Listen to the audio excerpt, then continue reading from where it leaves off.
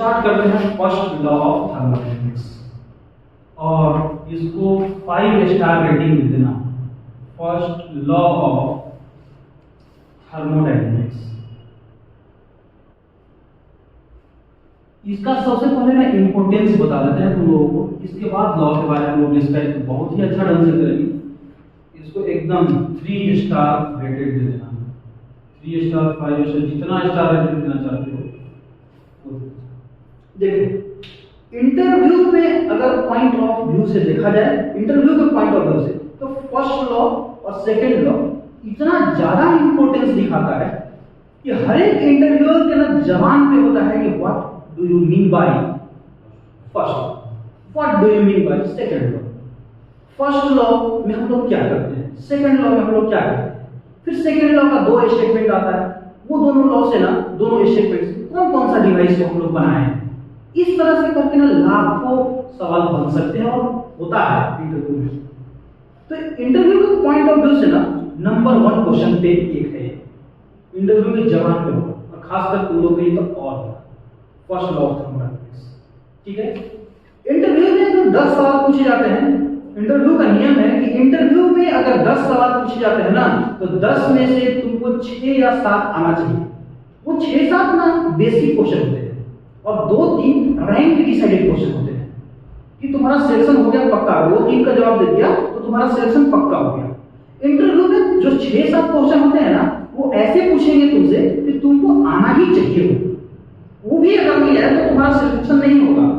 लेकिन 2-3 क्वेश्चन ऐसा करेंगे कि तुमको अगर ना भी आए तो कोई दिक्कत नहीं, चलेगा, लेकिन आ गया तो तुम एक्स्ट्रा ऑर्डिनरी स्टूडेंट बन जाओगे वहां पे। ये होता है इंटरव्यू का पूरा लॉ। ठीक है, तो वह उसी में से एक question first law of thermodynamics, ये ऐसा क्वेश्चन है कि तुमको आना ही चाहिए, 0 तो तुमको आना ही चाहिए, नहीं आएगा तुम्हारा सिलेक्शन कंफर्म बोल रहे हैं। कितना भी फर्स्ट एग्जाम लिख लो, सेकंड एग्जाम लिख लो, सब ऑब्जेक्टिव बना लो, जो भी है सारा कुछ बना लो, 100 में से 99 लिया, लेकिन फिर भी वो बोलेंगे कि नहीं, वहां पर मार्क्स ही नहीं देंगे, क्योंकि अगला आदमी तुम्हारे कंपटीशन में बैठा हुआ है ना, तुम 99 ला रहे हो, इसका मतलब है कि वो क्वेश्चन इजी है थोड़ा बहुत, तो बाकी सभी तो ला रहे हैं, वो इंटरव्यू में अच्छा कर देगा, तुम अच्छा नहीं कर पाओगे। जस्ट वही चीज होता है फर्स्ट लॉ के हिसाब से। अब देखो फर्स्ट लॉ का इंपोर्टेंस यहाँ पे बता दें कि इंटरव्यू पॉइंट ऑफ व्यू से कैसे पूछा जाता है। अब तुमको बता रहा है ना फर्स्ट लॉ ऑफ थर्मोडायनेमिक्स, जो भी कुछ है उसके पहले हम लोग एनर्जी के बारे में थोड़ा सा जानते हैं। और तुम जानते हो कि जब भी हम लोग बात करते हैं ना हीट, वर्क, ये सारा चीज, तो सारे चीज में ना एनर्जी छुपा हुआ है। वो एनर्जी की ही फॉर्म है, एनर्जी को जस्ट हम एक टाइप का थोड़ा सा इंटरव्यू कर लेते हैं, मतलब कि एनर्जी का इंटरव्यू तो कोई नहीं आज तक किया है, लेकिन इसके अंदर थोड़ा सा टाइप का देख लेते हैं। सबसे पहले हम बताए थे कि हीट एंड वर्क दोनों ना ट्रांसफर नेचर का होता है, ये बात बताए थे। इसका मतलब वो ट्रांजिएंट होता है। अगर वो हीट एंड वर्क जो है एक दूसरे जगह से ट्रांसफर नहीं करेगा तो उसका कोई मतलब नहीं है। कल भी एग्जांपल हम दिए थे इस बात का कि अगर तुम्हारे पास करोड़ों रुपया है और अगर किसी काम का ही नहीं है, चाहे तुम अपने लिए भी कुछ खर्च नहीं कर रहे हो, तो ये करोड़ों तो बेकार है ना, कोई वर्क नहीं होगा। जैसे वही चीज होता है हीट एंड वर्क के लिए। ठीक है, अब देखो एनर्जी ना सबसे पहला 2 प्रकार का होता है, एक ना ट्रांजिएंट फॉर्म वाला, ट्रांसफर वाला, और एक होता है स्टोरेज वाला।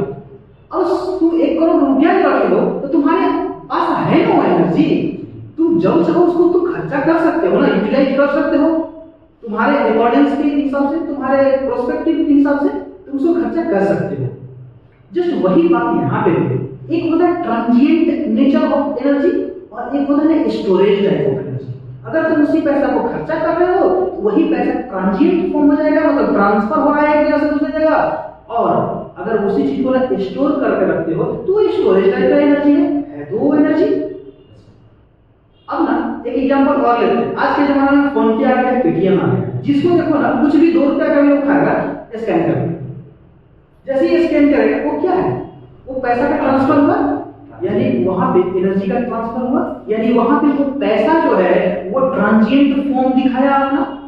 वही पहले के जमाने में क्या होता था कि अकाउंट में ना अगर पैसा है तो रखा रहता था, साल भर में कोई जमता तो वहां से निकाल के लाता तो खर्चा होता था कभी, तो वो क्या स्टोरेज टाइप का पैसा था। तो एनर्जी कितने प्रकार के होते हैं? दो प्रकार के। बेसिकली एनर्जी को दो प्रकार से डिफाइन करते हैं हम लोग, और सबसे पहला क्या है? ट्रांजिएंट फॉर्म, ट्रांजिएंट फॉर्म, और दूसरा स्टोरेज टाइप, स्टोरेज फॉर्म या फिर स्टोरेज टाइप, कुछ भी लिख सकते हो। ट्रांजिएंट में कौन कौन है?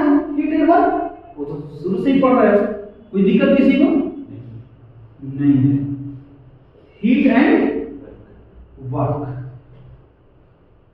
अब स्टोरेज ना, स्टोरेज भी दो प्रकार का होता है। एक माइक्रोस्कोपिकली, माइक्रो मतलब छोटा स्कोप पे, एक मैक्रो, मैक्रो मतलब बड़ा स्कोप पे। एक होता है माइक्रो और दूसरा होता है मैक्रो। एक होता है माइक्रोस्कोपिकली, स्कोपिकली, और एक होता है मैक्रो, खाली मैक्रो लिख रहे हैं। मतलब माइक्रो मतलब ना छोटा पैमाने पे देखने वाला, ठीक है? छोटे पैमाने पे दिखने वाला, तुम्हारे अंदर जो एनर्जी स्टोर है वो सबसे पहला कहलाता है इंटरनल एनर्जी। जो माइक्रोस्कोपिक पॉइंट ऑफ व्यू से है उसको क्या बोलते हैं हम लोग? Internal energy. और ये तुम लोग जानते हो कि जो इंटरनल एनर्जी है ना, वो एसोसिएटेड विद द एटम होता है। मतलब एटम के पास, तुम्हारे पास जितना एनर्जी है उसी को सबको मिला करके हम लोग बोलते हैं कि इंटरनल एनर्जी इतना है। अगर कोई मान लो सॉलिड है, यहाँ पे कोई एक सॉलिड है, पूरा एकदम सॉलिड में क्या होता है? एटम एटम के बीच का डिस्टेंस कम होता है, तो उसमें क्या होता है? इंटरमोलिकुलर फोर्स ज्यादा होता है। तो इसमें अगर कोई एनर्जी है, तो इसका अगर हम इंटरनल एनर्जी नापेंगे तो कैसे नापेंगे? हर एक एटम का एनर्जी हमको नापना पड़ेगा, मेजर करना पड़ेगा, और उसका समेशन कर देंगे, एनर्जी निकल जाएगा। अगर वही अगर बड़ा पैमाने पे हम लोग देखें, तो बड़ा पैमाने पे क्या होता है? दो प्रकार के होते हैं, काइनेटिक एनर्जी और पोटेंशियल एनर्जी। पढ़े हो? काइनेटिक एनर्जी और potential energy. Potential energy is associated with the height और kinetic energy associated with the velocity. ठीक है, दोनों के बारे में जानते हो। तो मैक्रोस्कोपिकली होता है वो काइनेटिक एनर्जी होता है। देखो के लिख रहे हैं, ठीक है, यहाँ पे लिखना काइनेटिक एनर्जी, और एक लिख रहा है पी, पोटेंशियल एनर्जी। ये ना टोटल टू टोटल एनर्जी का राम कहानी है। एनर्जी को कुछ इस तरह से देखा जाता है। एनर्जी आ गया समझ में क्या होता है? क्योंकि हम फर्स्ट लॉ में केवल तो एनर्जी ट्रांसफर के बारे में बात करेंगे, हमेशा हीट को निकालेंगे। अगर जिस चीज को निकाल रहे हैं, जिस चीज के बारे में बात कर रहे हैं, अगर वही चीज मालूम नहीं होगा तो फिर क्या फायदा उसका? ठीक है, इसको एक कॉपी में ऐसे ही लिख लेना, बाद में अभी रुक जाओ, बस कैसे लिखोगे? कॉपी के साइड वाला में, ताकि तुमको जब भी नजर आए ना इसको एक बार रिवीजन करना होगा। अब आते हैं ना हम लोग ये एनर्जी के द्वारा, अब आते हैं असली फर्स्ट लॉ ऑफ थर्मोडायनामिक्स। आखिर फर्स्ट लॉ ऑफ थर्मोडायनामिक्स कहना क्या चाहता है? एक डायलॉग है ना कि कहना क्या चाहते हैं, जस्ट वही वाला। फर्स्ट लॉ ऑफ थर्मोडायनामिक्स कहता क्या है? First law of thermodynamics conservation of energy के ऊपर बात करता है। किसके ऊपर बात करता है? Conservation of energy. ये ना दिखने में बहुत ही आसान है कंजर्वेशन ऑफ एनर्जी, लेकिन है बहुत खतरनाक, बहुत खतरनाक है। अगर इसका न्यूमेरिकल तुम करने लगोगे ना फर्स्ट लॉ का, परेशान हो जाओगे, परेशान हो जाओगे। कैसे कैसे एनर्जी का ट्रांसफर होगा, कौन वर्क में बदल रहा है। हम लोग ना सबसे पहले पढ़ते हैं बेसिक थर्मोडायनामिक्स। बेसिक थर्मोडायनामिक्स में हीट एंड वर्क के बारे में पढ़ते हैं। अगर वही अप्लाइड थर्मोडायनामिक्स पढ़ें, एडवांस थर्मोडायनामिक्स, तो उसमें हीट का यूज कैसे कर रहे हैं और कितना पार्ट हीट का वर्क में कन्वर्ट हो रहा है उसके बारे में पढ़ते हैं। जैसे कि ऑटो साइकिल, डीजल साइकिल, उसमें होता क्या है? हीट बर्न होने के बाद हीट निकलता है, वो हीट एनर्जी का कितना वर्क दे रहा है, हम उसी के बारे में पढ़ते हैं। तो जस्ट उसके पहले हीट एंड वर्क के बारे में जानना होता है। First law of thermodynamics conservation of energy को बताता है, और कंजर्वेशन ऑफ एनर्जी तुम लोग बचपन से पढ़ते रहे हो। Energy neither be created nor be destroyed, it can only change from one state to another state. Energy को ना तक आज तक कोई पैदा किया है और ना ही उसको कोई डिस्ट्रॉय किया, खत्म किया है। केवल और केवल वो एक फॉर्म से दूसरे फॉर्म में कन्वर्ट होती है।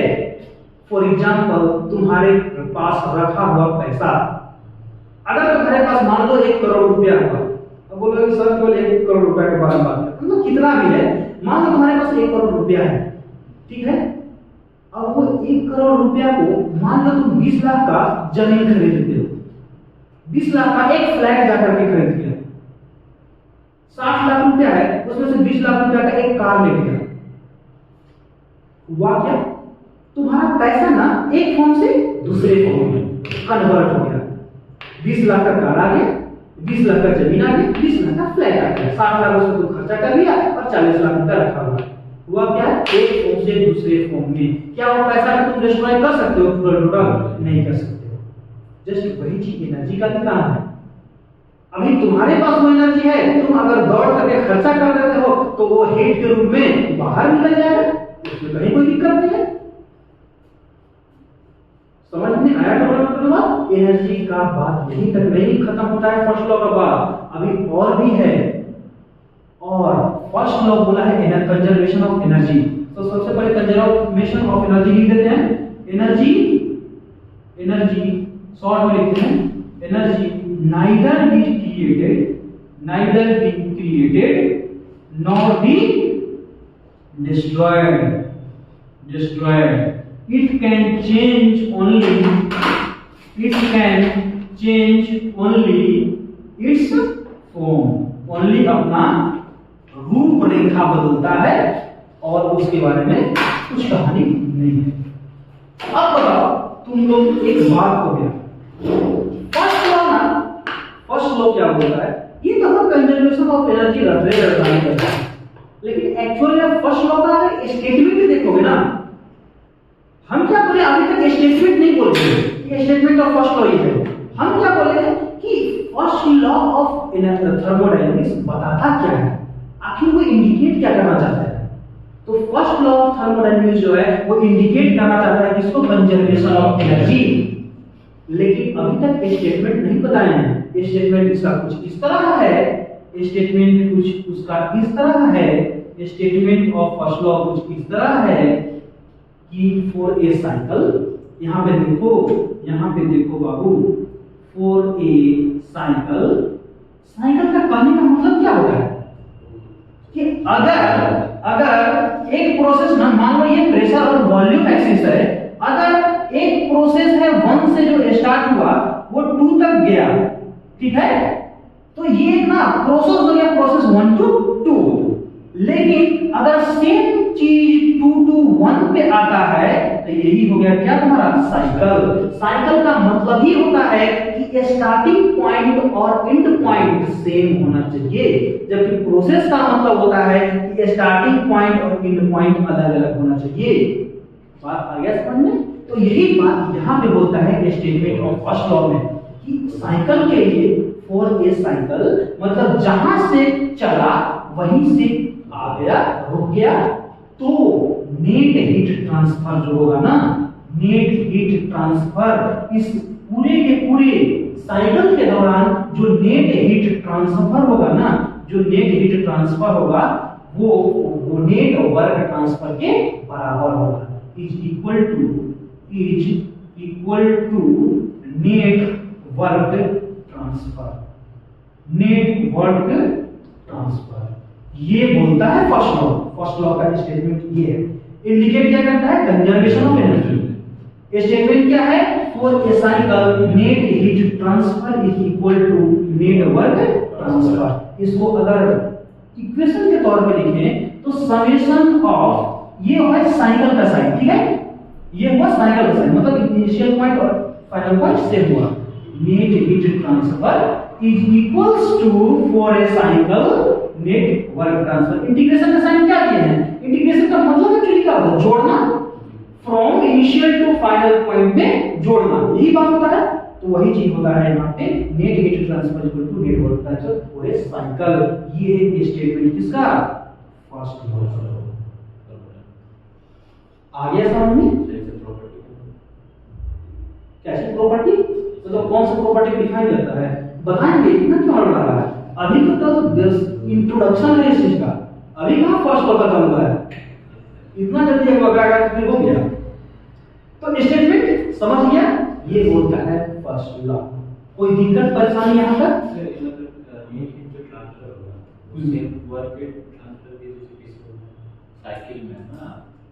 हाँ, एक साइकिल में यहां से गया 2 और 2 से फिर 1 हो गया, ये स्टेटमेंट है। और हम पहले ही बता चुके हैं कोई भी लॉ का मैथमेटिकल प्रूफ नहीं है। वो बोल दिया इसका मतलब कि बोल दिया, वो ऐसे ही नहीं बोला है, लाखों करोड़ों एक्सपेरिमेंट के बाद बोला है। इसलिए लॉ को डिफाइन करने से पहले ही हम ये बात तुम लोगों को बोल चुके थे।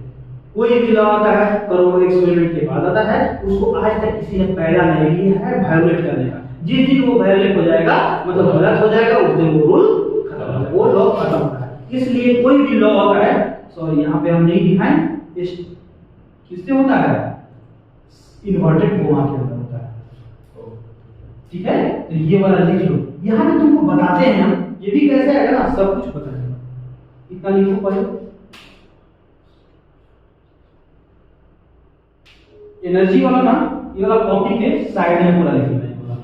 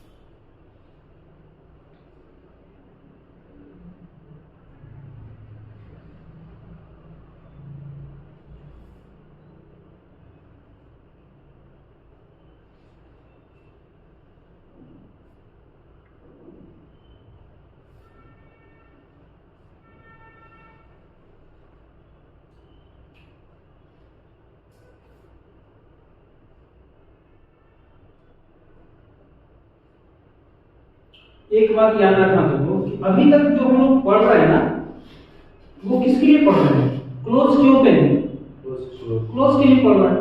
ये बात याद रखना, ऐसा नहीं कि डायरेक्ट ओपन में चल जाना। जल्दी से लिखो इसको।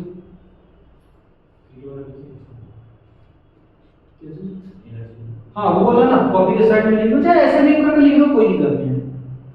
हाँ वही लिखो, कोई दिक्कत नहीं, लिखो लिखो जल्दी थोड़ा सा। ये वाला पूरा लिख लिया, ये वाला हाँ, तो ये वाला मिटाते हैं। जल्दी जल्दी करोगे तो थोड़ा सा कम टाइम में ना ज्यादा चीज कवर हो जाता है, और इसके बाद न्यूमेरिकल वगैरह करने के लिए बहुत अच्छा टाइम मिल जाएगा, न्यूमेरिकल भी आज हो जाएगा।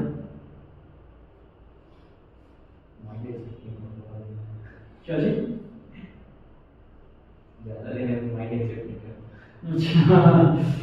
स्टोरेज फुल हो जाता है क्या? ये वाला डायग्राम बनाया?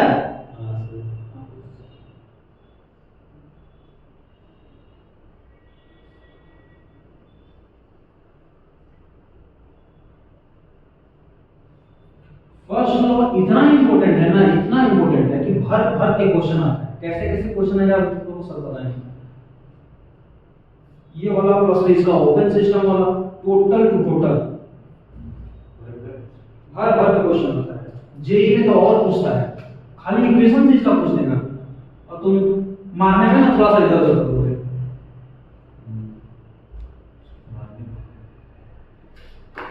ठीक है, लिख लिया ये सब हो गया। अब देखो यहाँ पे हम लोग क्या सीखे अभी तक अगर पूरा का पूरा फर्स्ट लॉ अगर तुम देखोगे तो पूरे का पूरा फर्स्ट लॉ में मात्र एक इक्वेशन हम लोग सीखे हैं कि for a cycle del Q is equals to del W. उसके अलावा अभी तक कुछ नहीं सीखे हैं हम लोग। ठीक है, यानी पहला इक्वेशन जो सीखे हैं कि summation of heat transfer for a cycle is equals to for a cycle net, यानी Q net is equals to W net. Net का मतलब प्लस माइनस करने के बाद।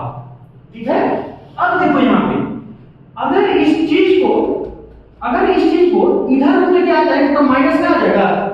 ध्यान से समझियो, ध्यान से कुछ इस तरह से समझियो कि ये है मेरा Q नेट, ठीक है, minus summation of W net is equals to 0 लिख सकते हैं क्या? लिख सकते हैं, लिख सकते हैं। अब ना ये इक्वेशन नंबर 1 हो गया। अब बताओ कि ये वाला जो इक्वेशन नंबर 1 था, एकदम ध्यान से इस चीज को देखना, बारीकी से रखना नहीं पड़ेगा। ये वाला जो तुम्हारा इक्वेशन नंबर 1 है ना, वो स्टेटमेंट से आया था हमारा, स्टेटमेंट से आया था।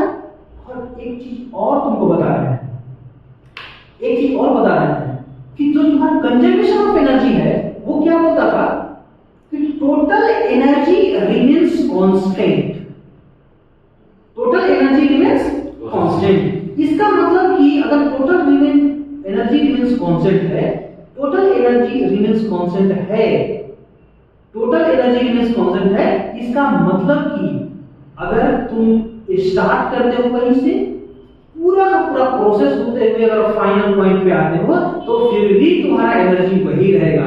केवल और केवल क्या होगा, एक फॉर्म से दूसरे फॉर्म तुम्हारे अंदर चेंज होगा, लेकिन तुम्हारा टोटल एनर्जी पूरे साइकिल के लिए सेम होगा, तो 0 हो सकता है क्या? इसका समेशन टोटल, क्योंकि एनर्जी एक प्रॉपर्टी है, एनर्जी एक प्रॉपर्टी है। इसका मतलब कि प्रॉपर्टी एक पॉइंट से निकला, दूसरे पॉइंट पे पूरा प्रोसेस होने के बाद, जाने के बाद अगर दोनों का समेशन करोगे तो 0 नहीं होगा ना,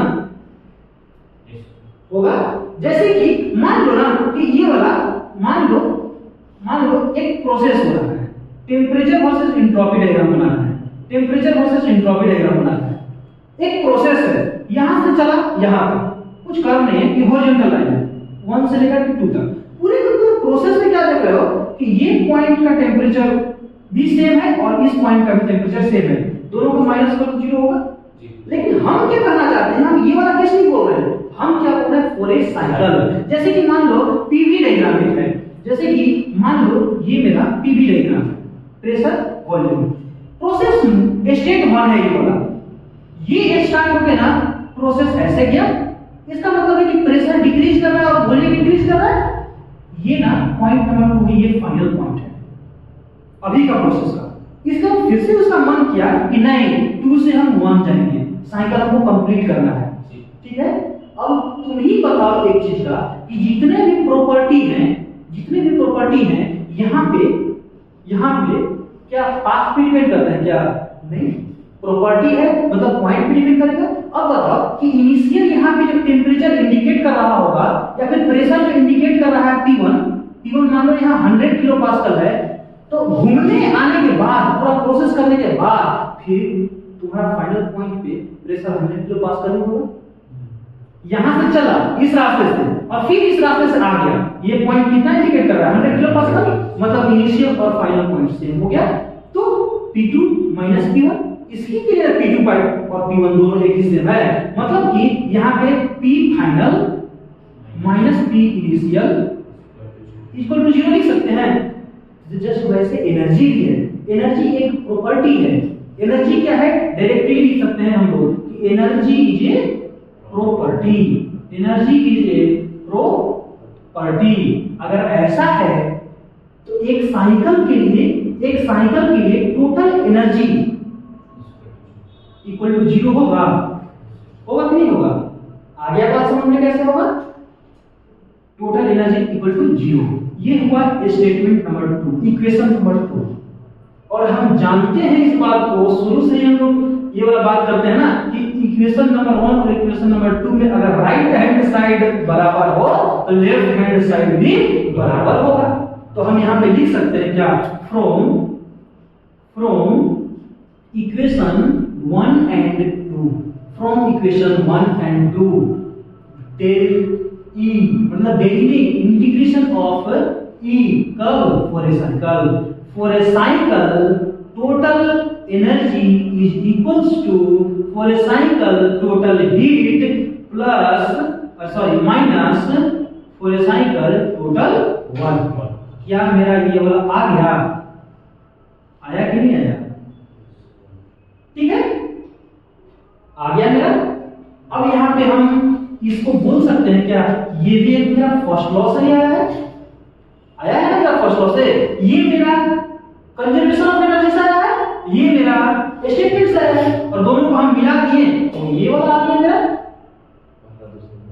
पहला दूसरा क्या दिए, ये वाला आ गया मेरा, ये क्या आया, total energy is equals to heat transfer for a cycle minus work net.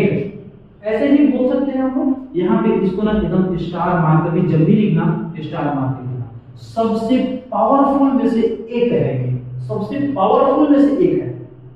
क्यों और कैसे ये बनाएंगे हम इक्वेशन के जरिए, और जब जब आगे बढ़ेंगे। यहाँ पे हम लोग डायरेक्ट लिख सकते हैं D, change in energy direct लिख सकते हैं D is equals to D Q minus D W. बात तो सेम ही है, समझ में आ गया। तो यहाँ पे ये वाला हम लोग लिख दिए। अब तुम हमको बताओ ना, अब हम तुमको बताओ कि हम ना क्यू और डब्ल्यू को तो यहाँ पे ले लिए एनर्जी में क्यू और डब्ल्यू को तो हम ले लिए हैं। बचा क्या मेरा, internal energy, kinetic energy, potential energy. यानी जो मेरा डी है ना, इसीलिए उसको अभी तक छोड़ के मिटा नहीं थे। यानी कि अगर मेरा एनर्जी का इंटरनल एनर्जी और काइनेटिक एनर्जी और पोटेंशियल एनर्जी, तीनों एनर्जी का अगर हम समेशन करते तो ये मेरा डी देगा, क्योंकि हीट एनर्जी और वर्क एनर्जी तो पहले से ट्रांजिएंट फॉर्मूला, हम किसको लिए हैं, इंटरनल एनर्जी, काइनेटिक एनर्जी और ऐसे भी तुम समझ सकते हो कि इसमें हीट एनर्जी और वर्क एनर्जी कैसे हो सकता है, वो तो तुम्हारा पाथ फंक्शन है ना। हम किसको लिए हैं, केवल प्रॉपर्टी वाला को लिए हैं, और प्रॉपर्टी कौन सा है, वो वाला है ना। समझ में आ गया।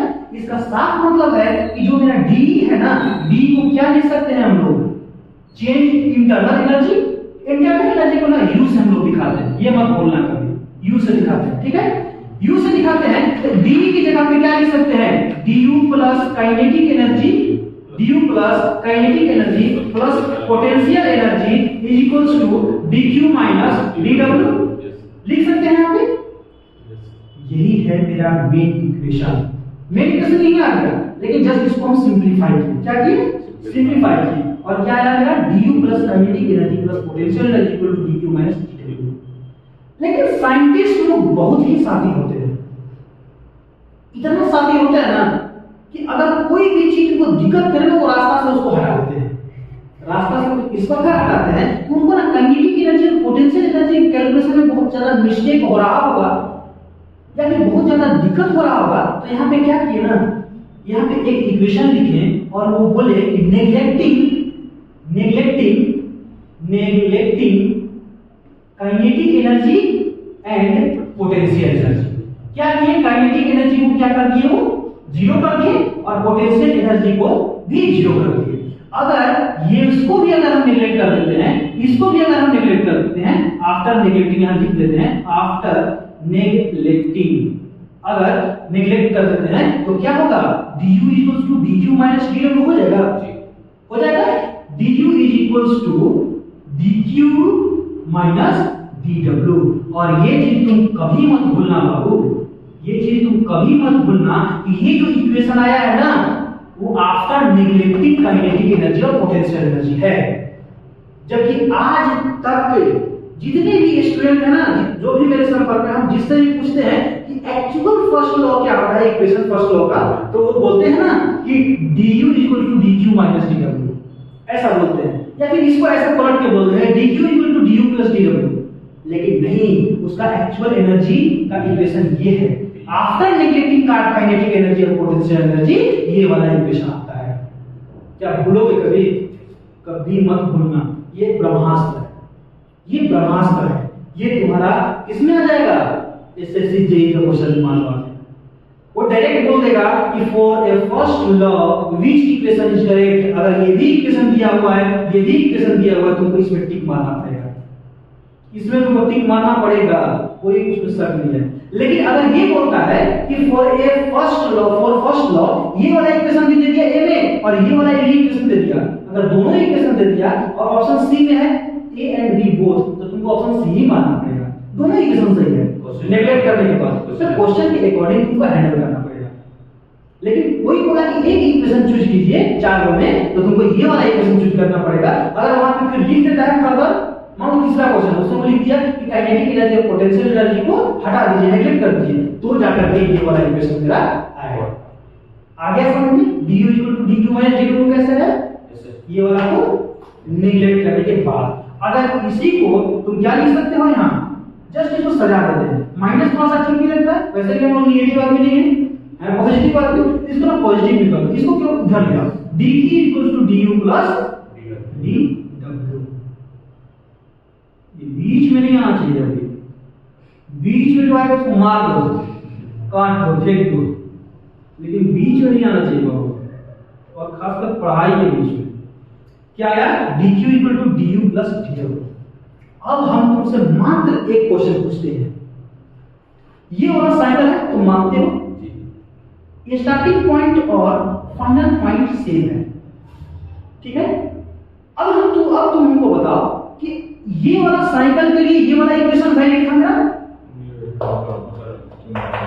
For a cycle dq minus dw equals to 0, या फिर चेंज इन हीट ट्रांसफर या फिर net heat transfer for a cycle is equals to net work transfer for a cycle. ऐसा हम बोल सकते हैं। ये वाला साइकिल तुमको दिख रहा है क्या, ये है स्टेट 1 और ये है स्टेट 2, और 1 से होते हुए फिर से 2 से होते हुए 1 आ गया। मान लो ये पाथ है मेरा A, ये पाथ है मेरा B, तो साइकिल क्या हो जाएगा, साइकिल का अगर हम नाम दे दें तो 1A 2B 1, मतलब इनिशियल और फाइनल पॉइंट सेम हो गया। ये हो गया साइकिल का नाम, ठीक है। अब तुम हमको बताओ ये कैसा लाइन है, कंटीन्यूअस लाइन है, कंटीन्यूअस लाइन है, कंटीन्यूअस मतलब रिवर्सिबल लाइन है, रिवर्सिबल प्रोसेस है। क्या हम तीसरा पाथ को लेते हैं, और तीसरा पाथ को ना यहां से देखना कुछ इस प्रकार से आता है, और ये इस पाथ को देते हैं नाम C, और साइकिल का अब हम नाम लिखते हैं क्या चीज 1 A 2 C 1, एक साइकिल और हो गया ये वाला। अब तुमको बताओ क्या ये वाला प्रोसेस 1A 2 C 1 साइकिल है कि नहीं है, 1A 2 B 1 साइकिल है। अगर ये इक्वेशन बोला गया है फर्स्ट लॉ में कि वो साइकिल के लिए वैलिड है, तो क्या वो अलग अलग नेचर से देखेगा, क्या रिवर्सिबल भी होगा तो भी, और इररिवर्सिबल होगा तो भी ये इक्वेशन वैलिड होगा। आया समझ में, रिवर्सिबल वैलिड होगा तो भी, इररिवर्सिबल होगा तो भी, दोनों ही केस में ये इक्वेशन वैलिड होगा। तो क्या हम लिख सकते हैं कि del q equal to du plus dw जो होगा ना, वो वैलिड होगा बोथ रिवर्सिबल एंड इररिवर्सिबल के लिए। लिख सकते हैं कि बाबू, लिख सकते हैं। तो यहाँ पे लिख दो ना, वैलिड फॉर रिवर्सिबल, अभी एकदम पेन मत छूना, इंपॉर्टेंट है, reversible and irreversible both, reversible process दोनों के लिए। और ये वाला ना स्टार मार्क करके लिख देना, 5 को स्टार मारना, 5 को। क्यों? क्योंकि ना यहाँ पे स्टूडेंट गड़बड़ा जाते हैं। एसएससी जेईई क्वेश्चन बता रहा है तुमको, वो क्वेश्चन क्या देगा, dq equals to du plus dw valid for which one. सबसे पहले लिखेगा रिवर्सिबल, ऑप्शन ए में, ऑप्शन बी में इररिवर्सिबल, ऑप्शन सी में बोथ, ऑप्शन डी में नन ऑफ दीज। ऑप्शन कौन सा मारोगे, सी मारोगे, ऑप्शन सी मारना है, रिवर्सिबल और इररिवर्सिबल। लेकिन बच्चा लोग क्या दिमाग में रखता है ना कि हम लोग खाली रिवर्सिबल पढ़ रहे हैं तो रिवर्सिबल के लिए नहीं भाई, वो फर्स्ट लॉ बोला है केवल और केवल साइकिल के लिए, कोई प्रोसेस के लिए नहीं बोल रहा है, वो एक साइकिल के लिए डिफाइंड है। आ गया समझ में, आ गया, कोई दिक्कत परेशानी यहां तक नहीं है। एक चीज हम लोग पढ़े थे क्लोज साइकिल में, क्लोज साइकिल में एक चीज पढ़े थे, वर्क डन, ठीक है। वर्क डन जो पढ़े थे, work done equal to pdv, याद है, w इक्वल टू pdv। वो रिवर्सिबल के लिए था कि इररिवर्सिबल के लिए, रिवर्सिबल के लिए था। हर जगह जब आंसर सही तो अच्छा करो, अच्छा नहीं है, ठीक है। तो रिवर्सिबल के लिए था क्योंकि वहां इररिवर्सिबल कोई प्रोसेस नहीं होता है। इररिवर्सिबल का मतलब क्या है, स्टेप ही हम नहीं जानना है उसके बारे में, उसके बारे में कैसे डिफाइन कर सकते हैं कोई भी चीज। तो w इक्वल टू pdv जो इक्वेशन था वो क्या था, रिवर्सिबल के लिए केवल वैलिड था, केवल और किससे था, रिवर्सिबल के लिए वैलिड था। अगर यहाँ पे हम इसको क्लोज सिस्टम के लिए पढ़ रहे हैं, अगर यहाँ w की जगह pdv लिख दें, dq is equals to du plus pdv, work equal to pdv। अगर w इक्वल टू pdv लिख देंगे तो तुम ही बताना। चलो एक क्वेश्चन पूछते हैं, dt equal to du plus pdv is valid for reversible option A, option B irreversible, option C both, option D none of the above.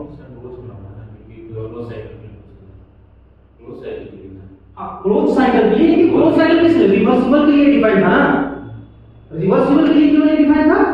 ठीक है, तो ऑप्शन कौन सा सही होगा इसमें? ये वाला जो इक्वेशन है, ये वाला इक्वेशन तो बात नहीं कर रहे हैं। जब W PdV हम लिख दिए तो किसके लिए वैलिड होगा? रिवर्सिबल के लिए कि इररिवर्सिबल के लिए कि बोथ के लिए? सर बोथ ही होगा। कैसे बोथ हो जाएगा? क्लोज साइकिल के लिए नहीं, W PdV जो है वो रिवर्सिबल क्लोज साइकिल के लिए हम डिफाइन किए थे, फाइंड आउट किए थे। कैसे? अब तुमको बता रहे हैं, चलो याद नहीं आ रहा है? याद रखो, ये है प्रेशर एक्सिस, ये है वॉल्यूम एक्सिस, ठीक है? ये प्रेशर एक्सिस, ये वाला कर्व है, वॉल्यूम एक्सिस पे इसको प्रोजेक्ट कर रहे थे इसके एरिया को, और जो मेरा एरिया निकल रहा था, वो एरिया निकल रहा था, वो एरिया वर्क दे रहा था, वही एरिया वर्क दे रहा था। अब बताओ कि अगर ना यही प्रोसेस रिवर्सिबल है तो ना हम डिफाइन कर सकते थे। अगर कोई इररिवर्सिबल होता, डॉटेड लाइन से अगर हम दिखाते तो उस प्रोसेस के बारे में हमको पता चलता। अगर प्रोसेस के बारे में पता नहीं चल रहा है कि बीच का पॉइंट कहां पे है, तो हम उसमें एरिया निकाल सकते थे क्या? जब नहीं निकाल सकते थे तो W PdV इररिवर्सिबल के लिए कभी होगा? कभी नहीं होगा। W PdV रिवर्सिबल साइकिल के लिए होता है, तभी तो हम एरिया निकाल पाते हैं। अगर इररिवर्सिबल के लिए रहता तो इररिवर्सिबल का आपको बीच का प्रोसेस मालूम ही नहीं रहता है, वो कैसे हड़बड़ में हो जाता है। ठीक है, तो W अगर PdV यहां लिख दिए तो ये केवल और केवल वैलिड किसके लिए है? रिवर्सिबल के लिए है। Valid for this equation is valid for this equation is valid for reversible process, reversible process. आया बात समझ में? आया बात समझ में? आया बात समझ में?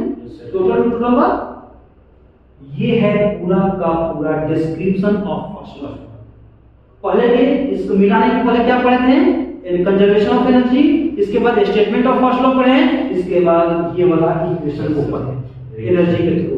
एक भी पॉइंट है जो समझ में नहीं आया हो? आ गया है टोटल? चलो इसको एकदम अच्छा से उड़ा लो ना, यहां से स्टार्ट करना, यहां तक लिख लिए थे, यहीं से स्टार्ट करना, इसके बाद वो वाला लिखना, और जो भी लॉस वगैरह यूज कर सकते हो कर लो।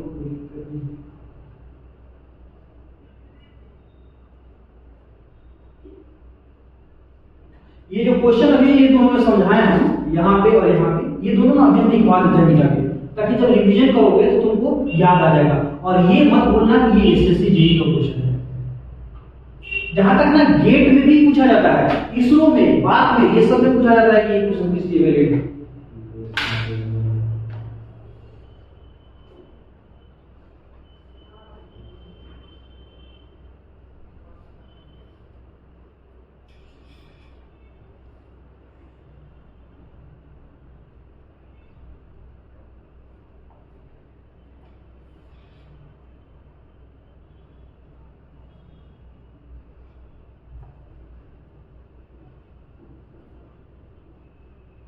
फर्स्ट लॉ भूलेगा?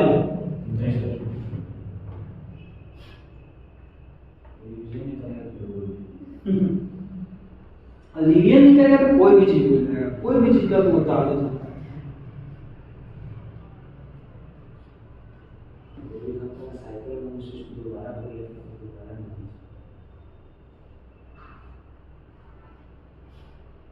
इंटरव्यू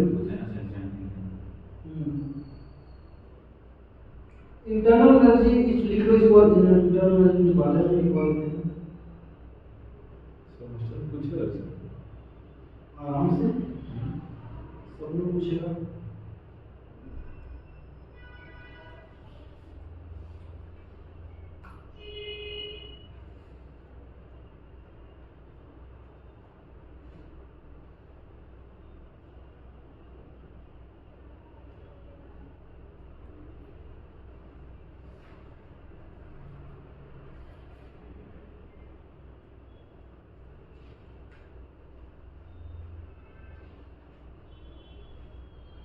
जल्दी जल्दी छाप, इसके बाद बहुत सारा है, क्वेश्चन भी है।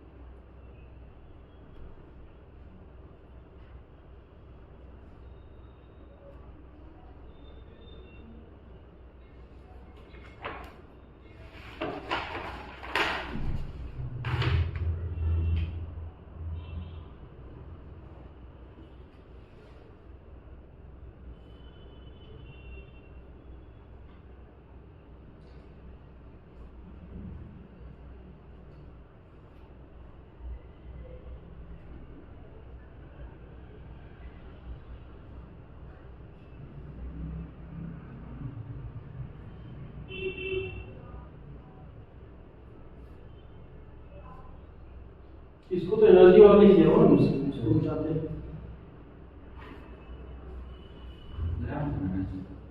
हाँ बना देगा तो ठीक है, ये वाला ग्राफ बना लेना ताकि तुमको पता चलेगा रीजन का हो गया तो कैसे रिवर्सिबल के लिए वैलिड है और इरिवर्सिबल के लिए वैलिड है।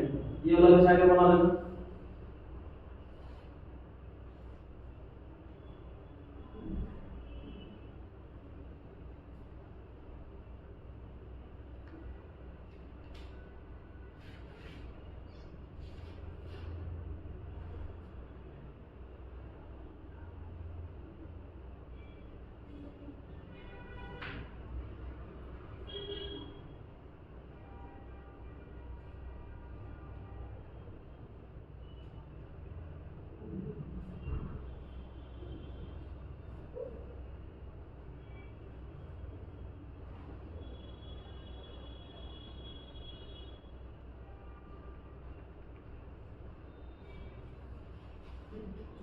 हो गया?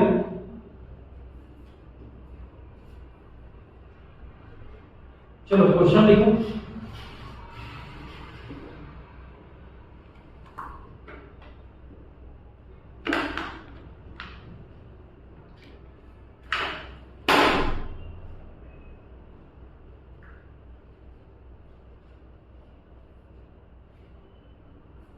चलो क्वेश्चन लिखो।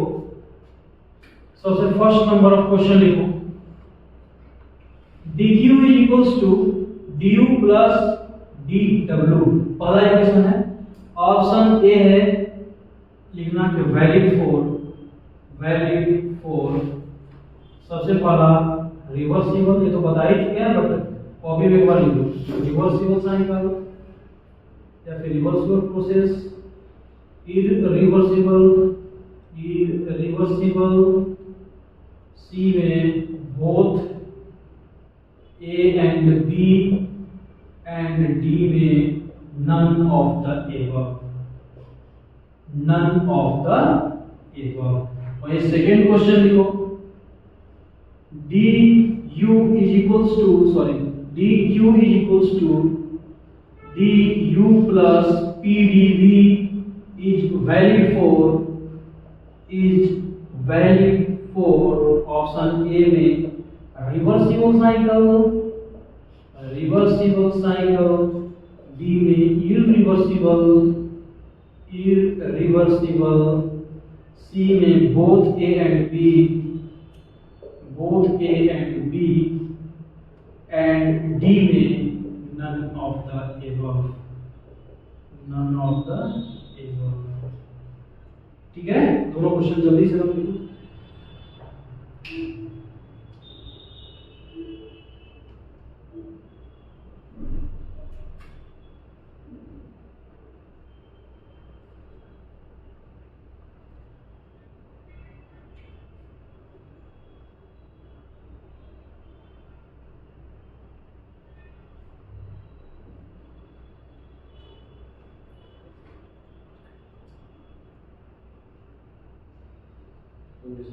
हो गया? इसका आंसर क्या होगा? बोथ ए एंड बी, और इसका क्या होगा? ए। याद आ गया? ठीक है, दोनों क्वेश्चन लिख लिया। अब जब भी रिवीजन करोगे तो पता चलेगा कि क्यों दोनों क्वेश्चन लिखवाए थे, ये भी कभी हम पता चल जाएगा। ठीक है, एक टॉपिक लिखो इंटरनल एनर्जी के बारे में कुछ लिखवाए नहीं, केवल ना यू बता दिए कि इंटरनल एनर्जी का सिंबल यू होता है। इंटरनल एनर्जी के बारे में एक दो लाइन लिख लो, इंटरनल एनर्जी टॉपिक दो और लिखो उसके बारे में, इंटरनल एनर्जी के बारे में। The energy associated with molecule, the energy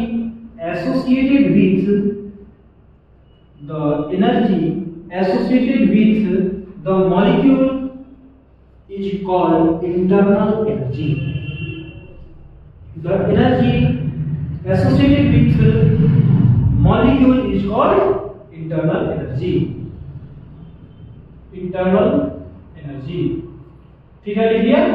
second point में उसी में लिखो, कि energy internal energy is a property. Internal energy is a property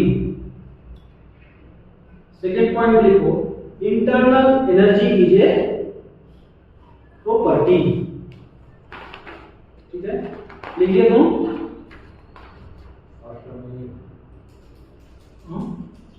एक प्रॉपर्टी। हाँ, एक चीज तो और हम भूल गए, एक चीज और हम भूल गए तुम लोगों को बताने के लिए। जैसे कि तुम लोगों को बताया था कि जीरोथ लॉ, वो एक प्रॉपर्टी को डिफाइन किया, मतलब इंट्रोड्यूस किया। किसको किया था? टेम्परेचर को। वैसे ही first law of thermodynamics internal energy को डिफाइन करता है, इंटरनल एनर्जी को इंट्रोड्यूस करता है। ठीक है, तो मेरे बताने के पहले ही तुम बता दिया। Very very good. तो फर्स्ट लॉ डायरेक्ट लिख दो, इंट्रोड्यूसेस, एक लाइन लिख दो, एकदम स्टार मार्क करके लिखना, introduces a property called internal energy, called internal energy, called internal energy, symbol लिख लेना। फर्स्ट लॉ ऑफ थर्मोडायनेमिक्स किसको डिफाइन करता है? इंटरनल एनर्जी को इंट्रोड्यूस करता है। ठीक है, लिख लिया। अब देखो यहां पे, अब तो देखो मजा आएगा। बात करते हैं एक नया टर्म का, और नया टर्म है इंथैल्पी। इंथैल्पी कुछ है नहीं, बस ना थोड़ा सा समझने की जरूरत है कि इंथैल्पी है क्या।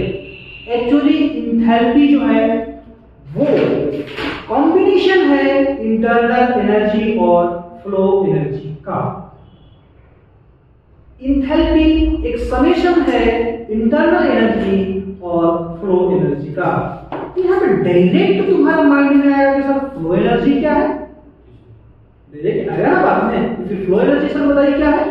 बताते हैं, बताएंगे, बताने के लिए तो है। यहाँ internal energy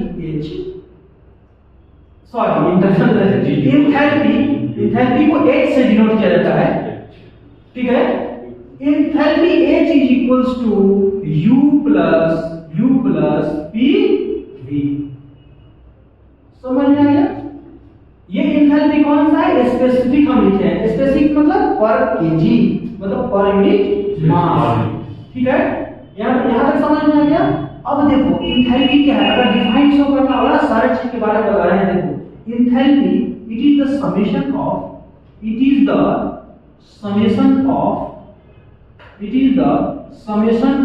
internal energy and flow energy. Internal energy and flow energy, इसको बोलते हैं इंटरनल एनर्जी U को, और फ्लो एनर्जी को इसको बोलते हैं PV को। अब तुम बोलोगे ना कि डायरेक्ट फ्लो एनर्जी PV कैसे हो गया, और फ्लो एनर्जी अभी तो बताया ही नहीं है। इंटरनल एनर्जी से हम जानते हैं कि इंटरनल एनर्जी स्टोरेज टाइप का एनर्जी है, ये एक प्रॉपर्टी है, और कैसे हम एसोसिएट होता है वो हम जानते हैं। लेकिन फ्लो एनर्जी क्या है, अब तुमको बताते हैं। यहां पे देखो, इसको डायग्राम के थ्रू समझते हैं। डायग्राम के थ्रू इसको इसलिए समझते हैं कि मान लो ये क्रॉस सेक्शन है। ठीक है, ये क्रॉस सेक्शन ना आगे जाके इसका क्रॉस सेक्शन कुछ इस तरीके से बढ़ जाता है। समझ में आ गया? आया समझ में? अब ना इसके अंदर का कोई फ्लूइड को या फिर किसी भी चीज को हम ना पास करवा रहे हैं। मान लो कि ये वाला ना यहां से पास कर रहा है, ये वाला। समझ में आया? ये एक ब्लॉक है समझो कि जो पास कर रहा है। समझ में आया? अब बताओ कि इसको पास करने में थोड़ा सा एनर्जी लग रहा है कि नहीं लग रहा है? आखिर कौन है वो जो एनर्जी अपने आप को ले रहा है इससे? कोई तो रेजिस्टेंस पैदा कर रहा है। इसको फ्लो होने में ना कुछ एनर्जी देना पड़ रहा है। जैसे कि तुमको ना चलने में तुमको कुछ एनर्जी देना पड़ रहा है। अगर एक मान लो ये मेरा हथेली है जो कि हॉरिजॉन्टल पोजीशन पे है, अब इसमें मान लो कोई फ्लूइड को बहाते हैं ना, यहाँ पे फ्लूइड को फ्लो करवाते हैं, तो जो फ्लूइड को फ्लो आगे बढ़ने में उसको कुछ एनर्जी लग रहा है। अगर हम फ्रिक्शनल एनर्जी को नेग्लेक्ट कर दें, अगर हम यहाँ पे फ्रिक्शन को भी नेग्लेक्ट कर दें ना, तो भी आगे बढ़ने में उसको दिक्कत हो रहा है, कुछ ना कुछ एनर्जी खर्चा करना पड़ रहा है। फ्लो करने में जो उसको एनर्जी लग रहा है उसी को बोलते हैं फ्लो एनर्जी। समझ में आ गया? यानी इसका मतलब है कि इधर जा रहा होगा तो कुछ इस डायरेक्शन में इस पे फोर्स लग रहा होगा, कोई इसको रोकने की कोशिश कर रहा होगा। ये जा रहा है इधर, इसका ओरिजिनल डायरेक्शन उधर है, लेकिन कोई तो होगा जो उधर से बोल रहा कि नहीं इधर नहीं आना है, उसको जाने में कुछ एनर्जी खर्चा हो रहा होगा, सरफेस के अलावा और फ्रिक्शन के अलावा उसको जाने में कोई खर्चा लग रहा होगा। जैसे कि मान लो है एटमॉस्फेयर है, तो ये जो मेरा लिक्विड बह रहा था ना हथेली पे, उधर से एटमॉस्फेयर क्या बोल रहा था कि तुम मत आओ, तो एटमॉस्फेयर उधर से फोर्स लगा रहा था, एनर्जी लगा रहा था, तो उसको पास करने के लिए, फ्लो करने के लिए कुछ एनर्जी देना पड़ रहा था, खर्चा करना पड़ा था, उसी को बोलते हैं flow energy. The energy associated with the flow of molecule is called flow energy, और इसी को क्या बोलते हैं? Flow energy. अब तुम ये बताओ कि फ्लो एनर्जी को P into V कैसे लिख दिए? ये भी तो क्वेश्चन हो सकता है। फ्लो एनर्जी को P into V कैसे लिख दिए? डायरेक्टली क्यों लिख दिया? अब बताओ प्रेशर इनटू वॉल्यूम का प्रोडक्ट कैसे होता है, ये तुमको बताना है। फ्लो एनर्जी का जो यूनिट होता है वो जूल होता है। प्रेशर का यूनिट क्या होता है? जल्दी बताओ। न्यूटन पर मीटर स्क्वायर, और इसका क्या होता है? वॉल्यूम का मीटर क्यूब। इतना थथनता का है, डायरेक्ट बोलो ना, मीटर क्यूब। ये मीटर स्क्वायर और ये क्यूब को काट गया, 1 मीटर बच जाएगा। अरे भाई ये न्यूटन और मीटर हो गया, और इसी को तो जूल बोलते हैं। तो प्रेशर और वॉल्यूम का प्रोडक्ट कर देंगे तो ये भी तो एनर्जी ही देगा, और उसी एनर्जी को क्या बोलते हैं? Flow energy. ठीक है, तो इसको एक और डेफिनेशन दे सकते हैं एंथैल्पी को। Enthalpy is the summation of, और enthalpy is the summation of internal energy and product of pressure and volume, और product of pressure and volume को क्या बोलते हैं? Flow energy. तो दोनों बात सेम हुआ। कहीं पे भी तुमको बताया जाएगा ना तो एंथैल्पी को इतना बताया जाएगा कि एंथैल्पी जो है ना इंटरनल एनर्जी और फ्लो एनर्जी का कॉम्बिनेशन है। ये enthalpy equal to U plus Pv है, लेकिन वो फ्लो एनर्जी का है क्या है? यहां से हमको पता चलता है। ये हुआ नया टर्म।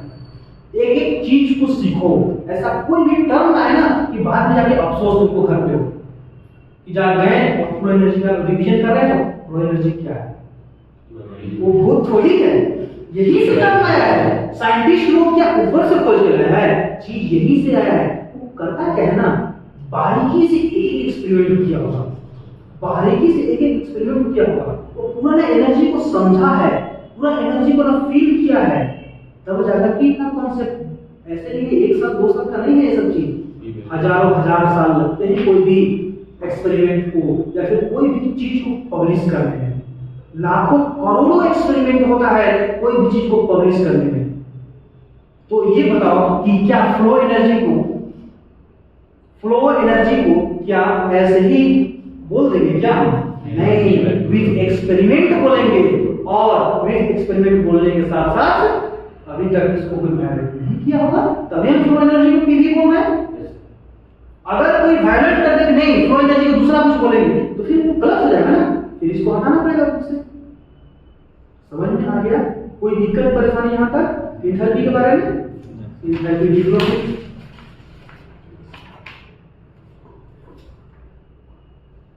बउआ लिख लो। सब ये सब ना सारा कुछ लिख लेना, इसको लिख एक कॉपी पे ऐसे ही बस ऐसे करना और लिख लेना। जल्दी पानी पी लो।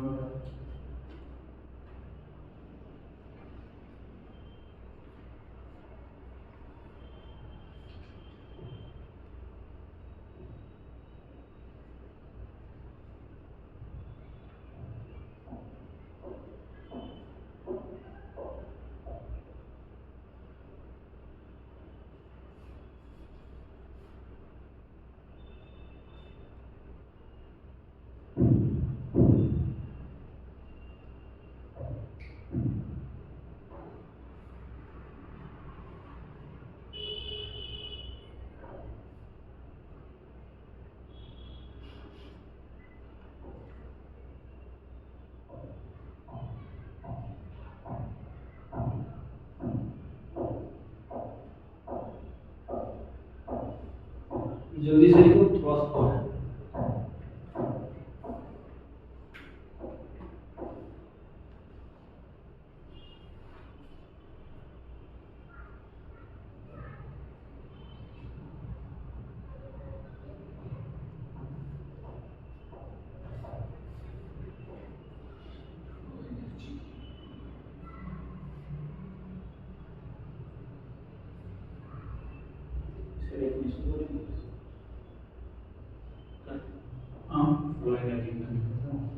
फ्लो एनर्जी का क्या लिख लो कि it is the product of pressure and volume.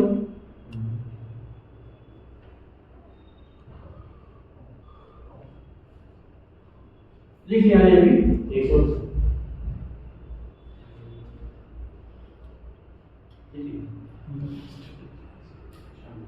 चलो इसके बाद ना एक लॉ आता है, joules law.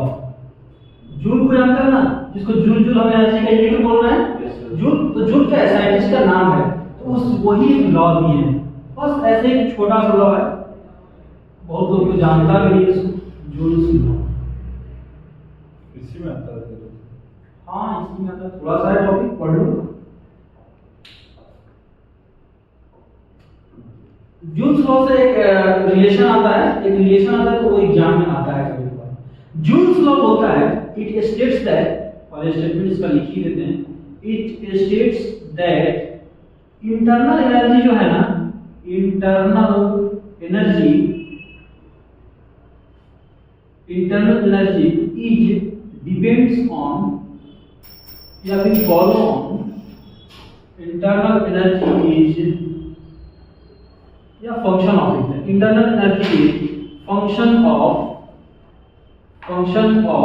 Temperature only,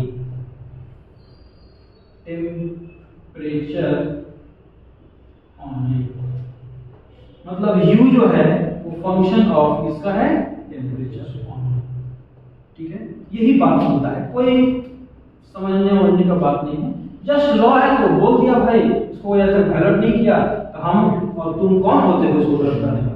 joules law क्या बोलता है कि जो इंटरनल एनर्जी जो समय से पढ़ रहे थे ना, U वो फंक्शन ऑफ टेम्परेचर होता है। इसका साफ मतलब है कि अगर तुम्हारे टेम्परेचर बढ़ रहा है ना तो इंटरनल एनर्जी बढ़ेगा, टेम्परेचर घट जाएगा तो इंटरनल एनर्जी घट जाएगा, टेम्परेचर कांस्टेंट रहेगा तो इंटरनल एनर्जी भी कांस्टेंट रहेगा, बस और कोई दिक्कत नहीं।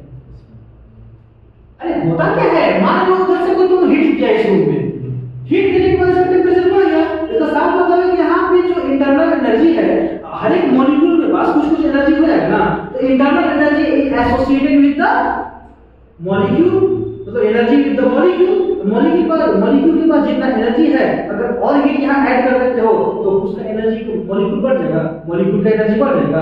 अगर मॉलिक्यूल का वहाँ पे एनर्जी बढ़ जा रहा है, इसका साफ मतलब है टेम्परेचर वहाँ बढ़ ही रहा है। ठीक है, तो सब रिलेशन है, जस्ट यही चीज जूल्स लॉ दिए यहाँ पे, और एनर्जी का जो यूनिट है ना जूल, जस्ट इन्हीं का नाम के ऊपर है। लिख लो इसको।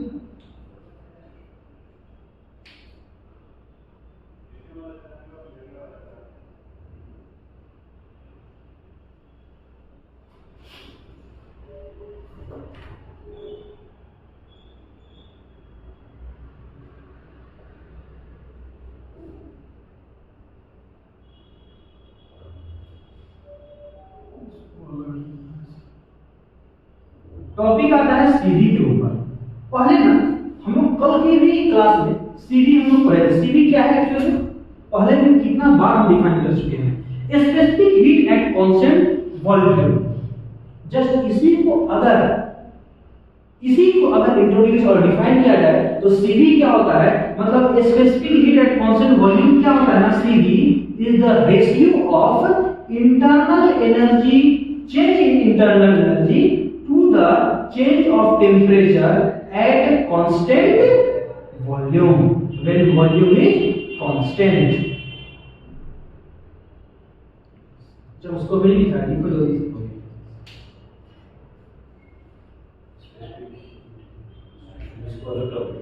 हाँ, और यहाँ पे क्या था ना, पहले हम पढ़े थे ना कि सीधी जो है वो हीट ट्रांसफर ही है। कब? जब मास 1 kg और change in temperature 1 degree centigrade था तो C मेरा जो हीट कैपेसिटी होता था, ये वाला नहीं पढ़े थे, heat capacity equals to Q, कब? जब मास मेरा 1 केजी रहेगा और change in temperature 1 degree centigrade रहेगा। अगर ये कांस्टेंट वॉल्यूम पे है तो इसको CV बोल देंगे, और कांस्टेंट प्रेशर पे है तो CV बोल देंगे। ऐसा पढ़े थे हम लोग। जस्ट वही चीज ना CV को डिफाइन किया गया है इंटरनल एनर्जी के टर्म में, और वो बोला है कि जो तुम्हारा heat capacity at constant volume है ना, specific heat at constant volume, वो internal energy divided by internal change in time, change in internal divided by change in time. कब? वॉल्यूम कांस्टेंट है, तो वॉल्यूम कांस्टेंट होगा। सेम चीज निकलेगा। हम लोग Q इक्वल टू क्या पढ़ते थे? MC डेल्टा नहीं पढ़ते थे कि नहीं? पढ़े थे, पिछले एग्जाम में देखे भी थे। जस्ट यहाँ पे देखना है, इसको हम तोड़ रहे हैं, तो यहाँ पे पढ़ोगे du equals to CV into dt पढ़ लोगे। du equals to CV into dt पढ़ लोगे। अरे जैसे ये तो पर यूनिट मास है ना, ये क्या है? स्पेसिफिक हीट है। इसको स्पेसिफिक हीट को छोटा u है, इसको कैपिटल U में अगर कर देंगे तो just d capital U divided by dm हो जाएगा।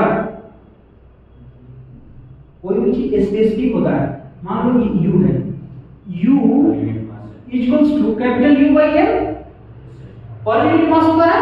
तो यहाँ पे क्या लिख दिए हैं? u equals to capital U by m। चलो d को हटा देते हैं, थोड़ा सा गड़बड़ाहट होगा। u इक्वल्स टू m, यानी यहाँ पे लिख सकते हैं u इक्वल्स टू, मतलब internal energy is equals to mCV dt। क्या नहीं लिख सकते हैं? क्या यहाँ पे Q equal to mc delta भी लिख सकते थे ना, वही चीज internal energy equal to mCV dt लिखते हैं। बस और कोई फर्क नहीं है, जस्ट CV को डिफाइन करेंगे। अगर CV को तुम नहीं डिफाइन करोगे तो बुरा मान जाएगा, मानेगा? तो उसी को ना क्या करते हैं, CP को भी डिफाइन कर लेते हैं। और CP मेरा क्या था? CP जो था वो स्पेसिफिक हीट एट क्या था? Constant pressure, specific heat at constant pressure था। और अगर ये था कांस्टेंट प्रेशर तो CP को इस तरह से डिफाइन किया गया कि CP इक्वल्स टू, यहाँ पे क्या है? इंटरनल एनर्जी, तो यहाँ पे क्या है? एंथैल्पी, छोटा h लिख रहे हैं, मतलब कि स्पेसिफिक एंथैल्पी, उसको बड़ा h लिखेंगे डिवाइडेड बाय m करना होगा। तो dH divided by dt at pressure constant. अगर इसी चीज को लिखो यहाँ dH इक्वल टू, तो dH इज इक्वल टू क्या लिख सकते हो? CP dt लिख सकते हो, लिख सकते हो। तो यहाँ पे dH इक्वल टू क्या लिख सकते हो? कैपिटल H अगर हो गया mCV dt। अब नहीं गड़बड़ाओगे, dH इक्वल टू क्या हो गया? mCV dt। यहाँ पे du इक्वल टू क्या था? du यहाँ लिखो, चेंज इन इंटरनल एनर्जी, क्योंकि टेंपरेचर चेंज हो रहा है तो इंटरनल एनर्जी चेंज हो गया। यही है दोनों का डेफिनेशन।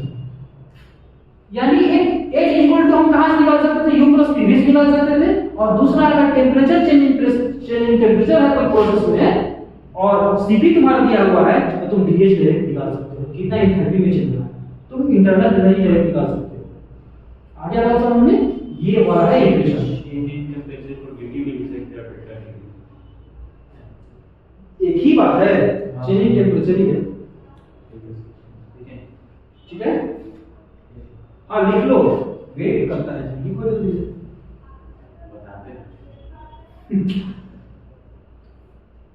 जल्दी से लिखो इसको।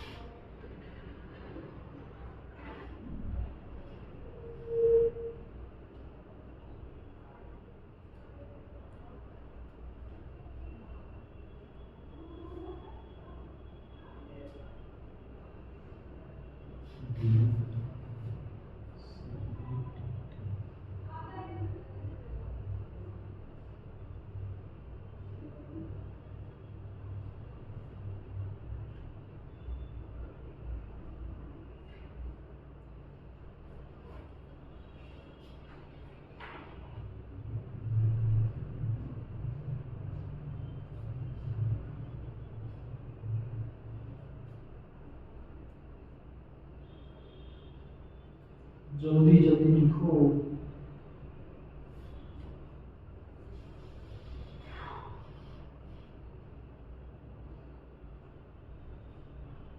उसको लिख दिया है। यस सर, उसको लिखिए।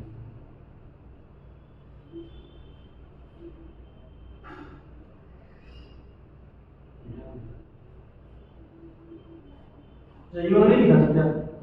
लिखिए। ये वाला लिख दिया।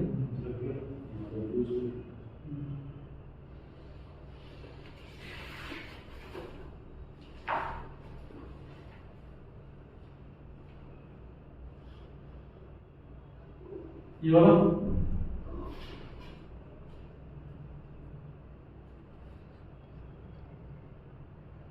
कल के क्लास में एक रिलेशन दे देते हैं।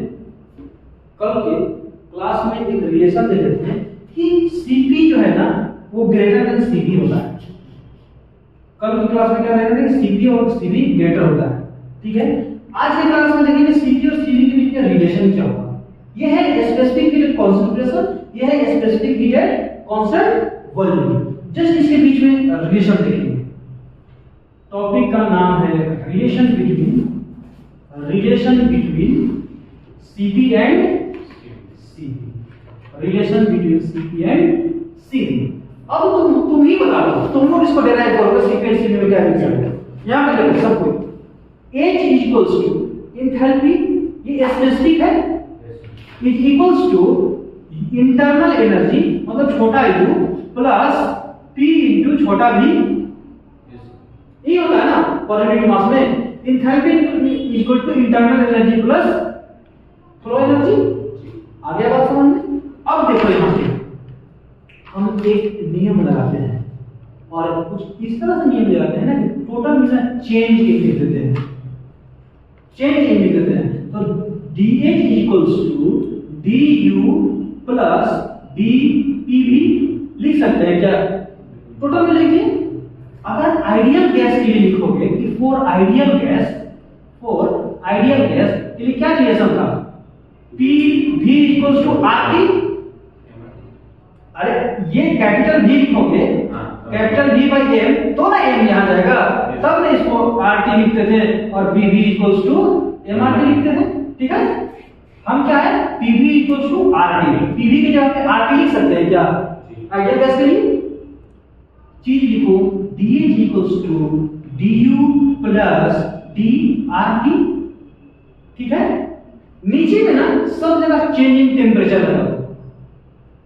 हम क्या कर रहे हैं? दोनों साइड लगा रहे हैं, कोई एक साइड नहीं, दोनों साइड। अगर दोनों साइड लगाएंगे तो dH equal divided by dt। अरे t तो ये छोटा t हो गया, टाइम हो जाएगा। dt टेम्परेचर वाला, du divided by dt plus d of RT divided by dt लिख सकते हैं। R कांस्टेंट है, कैसा भी है, कैरेक्टरिस्टिक गैस कांस्टेंट है तो कांस्टेंट ही है ना, तो कांस्टेंट डिफरेंशिएशन के बाहर आ जाता है जी। ठीक है, डिफरेंशिएशन के बाहर आ गया तो यहाँ पे एक और रिलेशन आ गया dH divided by dt is equals to du divided by dt plus R dt by dt आ गया। आया कि नहीं आया? अब कट जाएगा। काट लोगे क्या से काटोगे? तलवार से काट दो इसको। अब उतना गुना नहीं किया है, dt तुम्हारा कट गया, बचा क्या? R। अभी तुम लोग पढ़े हो, अगर नहीं पता होगा तो समझना dH बाई dt को क्या बोलते हैं? अभी तुरंत पढ़े हो dH बाई dt। हाँ स्पेसिफिक। ठीक बोलो। स्पेसिफिक हीट है कांस्टेंट वॉल्यूम। H वाला तो प्रेशर पड़ेगा ना, H तो हाँ प्रेशर। तो यहाँ पे क्या लिख सकते हैं? dH by dt Cp equal to dH by dt। ठीक है, तो dH बाई dt को क्या लिख देंगे? यहाँ पे Cp लिख देंगे। कोई दिक्कत? Cp equal to du by dt को Cv लिखे हैं, ठीक है सर। तो Cv हो जाएगा प्लस R। ठीक है, अब इसी चीज को ना यहाँ पे फिर से लिखते हैं क्योंकि ये इंपॉर्टेंट इक्वेशन यहाँ भी लिख सकते थे। क्या मेरा आ जाएगा वो Cv plus Cv equal to R। अरे हम कैसे लिखे हैं? यहाँ पे फिर से देखो dP equal to dH by dt लिखते हैं और Cv equal to du by dt, उसी चीज को हम उल्टा करके लिखते हैं। ठीक है, Cp Cp equal to Cv है ना, sorry Cp is equals to Cv plus R। यहां से हम लोग लिख सकते हैं कि Cp minus Cv is equals to R। ये एक बहुत ही महत्वपूर्ण इक्वेशन में से एक है। क्या हो गया, Cp और Cv को माइनस करोगे ना तो तुम्हारा R देगा। फॉर एग्जांपल देखना, एयर का ना, एयर एक आइडियल गैस है, एयर का Cp होता है एक्सपेरिमेंटल वैल्यू 1.005 किलो जूल पर केजी कैलकुलेट। Cv होता है 0.781 किलो जूल पर केजी कैलकुलेट और R होता है कितना, Cp minus Cv generally 0.287 kilo joule पर केजी। यहीं से R निकलता है उसका। ये रिलेशन हो गया, relation between Cp Cv and Cp Cv and R, तीनों के बीच में रिलेशन हो गया। कल हम लोग क्या पढ़े थे, Cp is greater than Cv। आज क्या पढ़ लिए, Cp और Cv को माइनस करोगे तो R का वैल्यू निकल जाएगा। ऐसा कुछ पढ़े थे हम लोग, आ गया दोनों से समझ में। अब देखो हम लोग ना पॉलीट्रोपिक इंडेक्स जो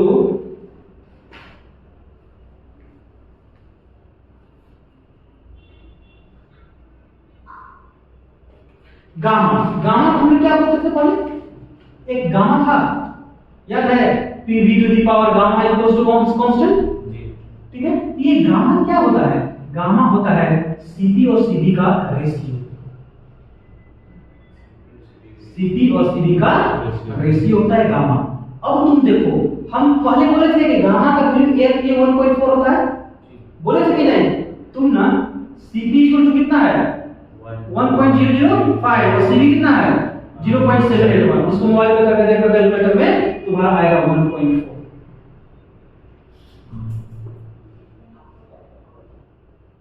यही है 1 पॉइंट, जल्दी से करो, 1.005 डिवाइडेड बाय 0.781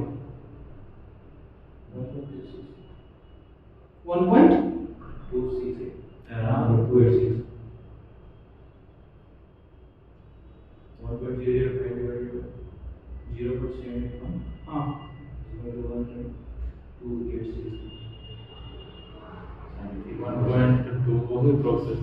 1.2 हाँ, तो गामा का वैल्यू फिर 1.2 हो जाएगा, सॉरी इसलिए फिर 1.2 होता है। अच्छा हाँ हाँ, देखो यहाँ पे हम क्या बोले थे, देखो यहाँ पे थोड़ा सा यहाँ पे गामा इक्वल्स टू 1.4 किसके लिए था, मोनो एटॉमिक के लिए था। याद आया, गामा इक्वल टू 1.33 किसके लिए था, डाई एटॉमिक के लिए था। मोनो एटॉमिक जैसे कि मान लो हीलियम हो गया, उसके लिए 1.4 होगा। ठीक है, एयर के लिए जो पॉलीट्रोपिक होता था 1.2 किसके लिए हो गया, एयर के लिए हो गया, पॉली एटॉमिक के लिए हो गया, पॉली एटॉमिक तो 1.2 ही आएगा। ठीक है, 1.5 हम गलत थे, तो ये गामा क्या हो जाएगा Cp/Cv। ये रिलेशन लिख लो सारा कुछ, ये पूरा का पूरा डिस्क्रिप्शन है, जल्दी से इसको लिखो।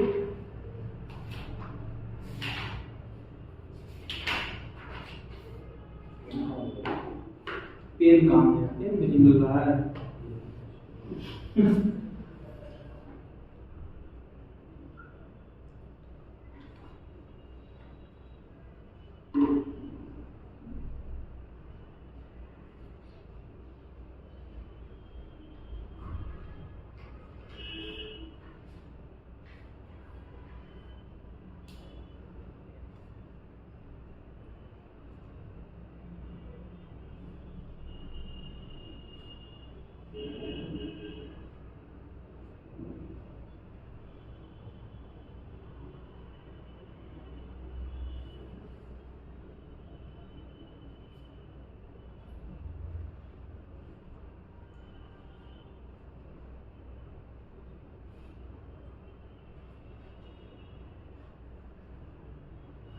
जल्दी जल्दी छापो।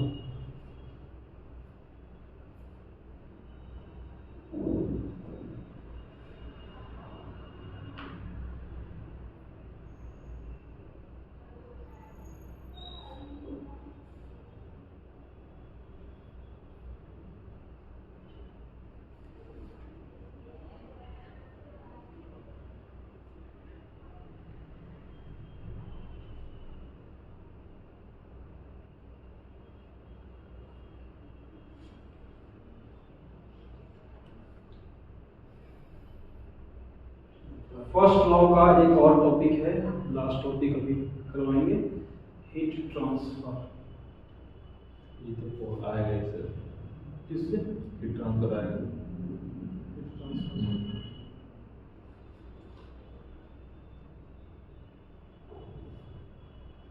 चार्ज का उठ गया रेगुलर क्या जी? Heat transfer. सो लिखो। हाँ हाँ एग्जाम्पल का लिखो नहीं, लिखने में मत प्रॉब्लम, ये ना रिवीजन करने में तुमको आसानी पड़ेगी। जब रिवीजन करोगे तो तुमको सारा लेक्चर एक ही आता है।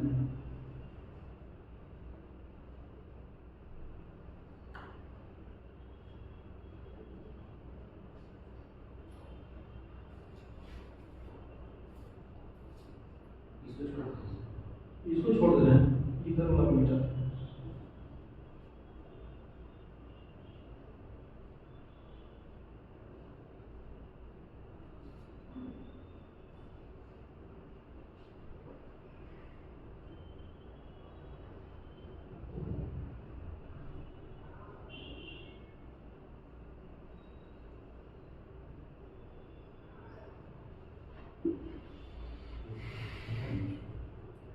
हो गया ना? एक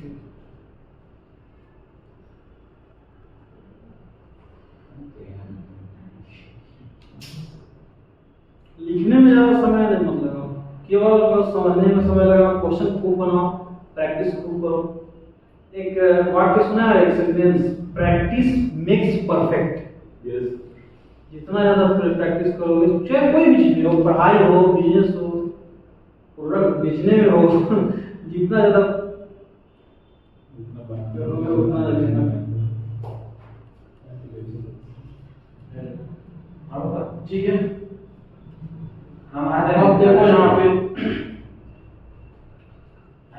कॉल है, यहाँ पे देखो हीट ट्रांसफर, टॉपिक का नाम लिखो, heat transfer, heat transfer, heat transfer for closed system और non closed, for closed system, closed system.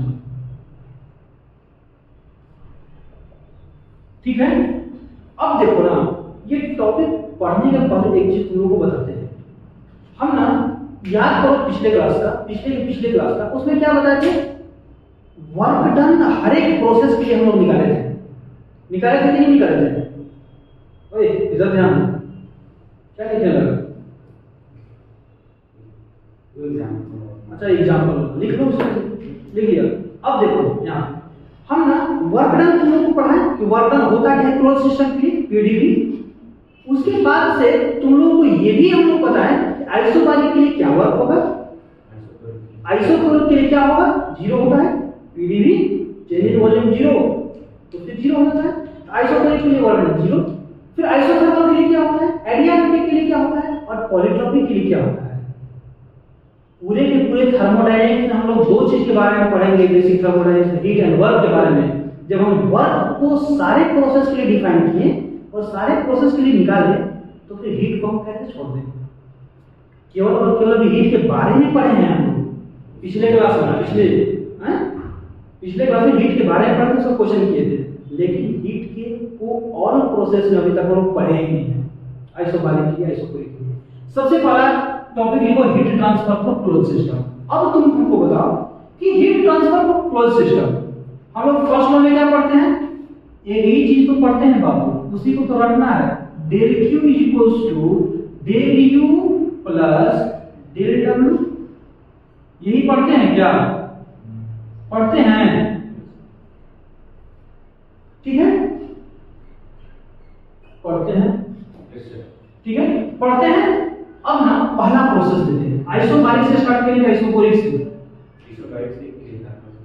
अच्छा, हर बार की तरह आइसोकोरिक बारिक मतलब, आइसोबारिक मतलब प्रेशर कांस्टेंट। प्रेशर कांस्टेंट है यहाँ पे, मान लीजिए, मान लिया ना, कोई दिक्कत नहीं। अब देखो प्रेशर कांस्टेंट होगा तो क्या होगा, यहाँ पे दिमाग लगाओ, दिमाग लगाओ। जस्ट ना इस इक्वेशन को लिखो फिर पहले से, पहले क्या लिखेगा, dq equals to du plus dw, ठीक है। रिवर्सिबल क्लोज सिस्टम के लिए dw इक्वल टू pdv लिख सकते थे, यानी dq equals to du plus pdv। ये p का कांसेप्ट है ना, ये तो p कांसेप्ट है, तो p2 बोलो चाहे p1 बोलो, बात तो सेम है ना। p2 बोलो चाहे p1 बोलो, बात तो सेम है। तो यहाँ पे लिख देंगे हम dq इक्वल्स टू du को क्या लिखेंगे, u2 माइनस u1 लिख सकते हैं, फाइनल माइनस इनिशियल वही तो चेंज है ना, plus p change in volume को v2 माइनस v1 लिख सकते हैं, लिख सकते हैं, नहीं लिख सकते हैं, कोई दिक्कत किसी को नहीं। p को अगर यहाँ लेके जाए तो p2 लिखेंगे, यहाँ पे ले तो p1 लिखेंगे, बात तो सेम है। p1 equal to p2, p1 equal to p2 equal to p, बात तो सेम है। इसी चीज को ना यहाँ पे लेके जाओ, तो ले जाने के बाद ना एक करिश्मा लिखेगा तुमको, वो करिश्मा कपूर नहीं, यहाँ पे Karishma dq equals to u2 minus u1 plus p2 v2 minus p1 v1। देखिए अब ना इसको ना एक साथ करो, 2 वाला को एक साथ कर दो, 1 वाला को एक साथ कर दो। जब एक साथ करोगे ना तो दिखोगे कि u2 प्लस p2 v2, ठीक है, माइनस इसको अलग कर दो, minus u1 plus p1 v1, minus को कॉमन ले लिया है, इक्वेशन सेम दिख रहा है। और तुम लोग अभी तुरंत पढ़े हो कि h equals to u plus pv, पढ़े हो ना, पढ़े हो कि नहीं। u2 प्लस p2 v2 को क्या हम यहाँ पे h2 लिख सकते हैं, u1 प्लस p1 v1 को h1 लिख सकते हैं, और h2 माइनस फाइनल माइनस की इनिशियल को चेंज लिखते हैं, यानी dq इक्वल्स टू dh लिख सकते हैं। जस्ट यही चीज तो है, इतना नजरअंदाज करके मत देखो, इतना तीखा नजर करके इसको मत देखो, नजर लग जाएगा, ठीक है। तो यहाँ पे क्या है, change in heat transfer is equals to change in enthalpy, कब आइसोबारिक प्रोसेस के लिए, जब प्रेशर कांस्टेंट होगा तो हीट ट्रांसफर क्या होगा, dq इक्वल टू dh। आ गया बात समझ में, चीज वही है, जस्ट हमको अलग अलग करना है, ठीक है। इस चीज को भी बगल में लिखते चलना, ठीक है।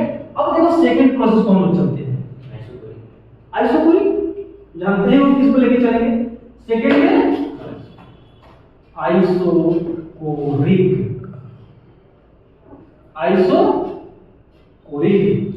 अब आइसोकोरिक में क्या हो जाएगा, वॉल्यूम कांस्टेंट, फिर से हम इसी को लिखेंगे ना, हम तो एक ही इक्वेशन को आज तक जाने हैं, dq equal to du plus dw, और dq equals to du plus reversible close के लिए pdv लिख सकते हैं, लिख सकते हैं नहीं, w equals to pdv for reversible system, ठीक है, लिख सकते हैं। अब तुमको बताओ कि v कांस्टेंट है तो pdv 0 हो जाएगा।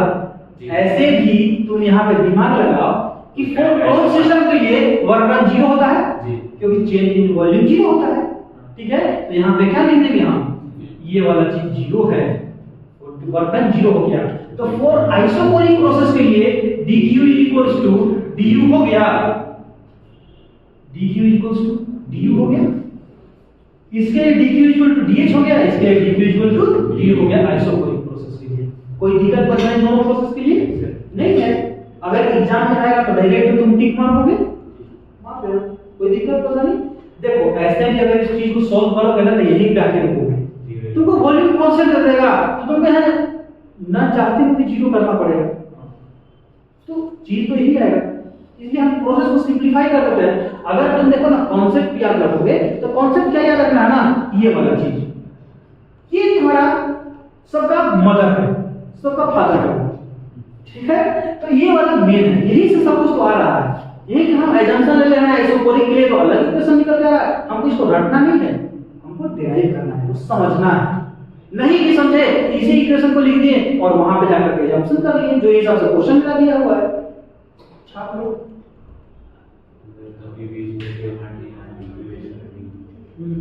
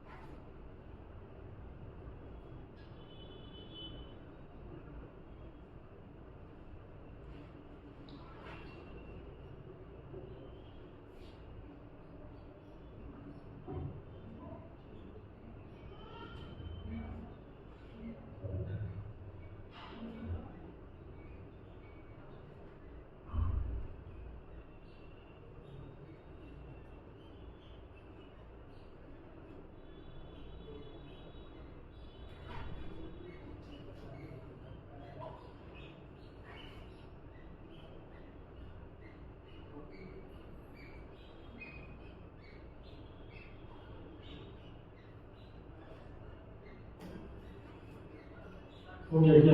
Yes, sir. और उसको ठीक है, इसको ऐसे करते हैं।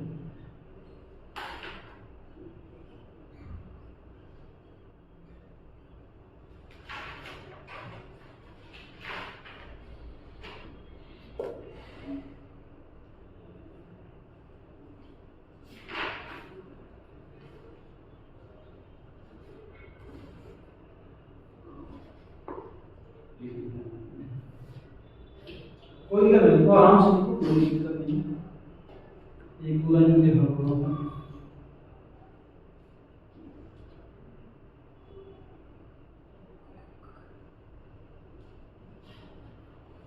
कहीं पे डाउट नहीं लग रहा है? हाँ, डाउट रहेगा तो पूछना तुरंत। ऐसा चीज ही है ना कि अगर सिंपलीफाई करके पढ़ो तो एक भी डाउट नहीं होगा तुमको। अगर यही चीज हम डायरेक्ट लिख देगा आइसोकोरिक में ना dq इक्वल टू du होता है तो डाउट लग जाएगा। सर तो ऐसे ही बता रहे थे यार। आइसोकोरिक में वॉल्यूम इज कांस्टेंट। मैं पढ़ हाँ, लिख लिया। अगली क्लास में पढ़ा था इसीलिए बोल रहा हूँ। ये आगे क्लास ठीक है। थर्ड में कौन सा प्रोसेस लेते हैं हम लोग? आइसोथर्मल लेते हैं। यही ना नियम कहता है। आइसोथर्मल में टेम्परेचर कांस्टेंट। अब तुम हमको बताओ ये ना इस पांचों प्रोसेस में ना सबसे इंपॉर्टेंट सेशन ये वाला है। पांचों जो प्रोसेस दो पढ़ लिए, तीसरा दो और पढ़ेंगे। दो और कौन कौन सा होगा? एडिया reversible, adiabatic, polytropic. Isothermal one of the important होगा। क्यों होगा वो तुम लोग जानो। अब देखो फिर से यही इक्वेशन लिखेंगे dq equal to du plus dw। ठीक है। तुम जूल्स लॉ में तुरंत 15 से 20 मिनट पहले जूल्स लॉ में क्या बताते हैं कि u is a function of temperature only. अगर टेम्परेचर बढ़ेगा u बढ़ेगा, टेम्परेचर कांस्टेंट है तो u कांस्टेंट होगा। मतलब अगर टेम्परेचर कांस्टेंट होगा तो u मेरा कांस्टेंट होगा। अगर कोई भी चीज कांस्टेंट है तो u2 माइनस u1 जीरो हो जाएगा।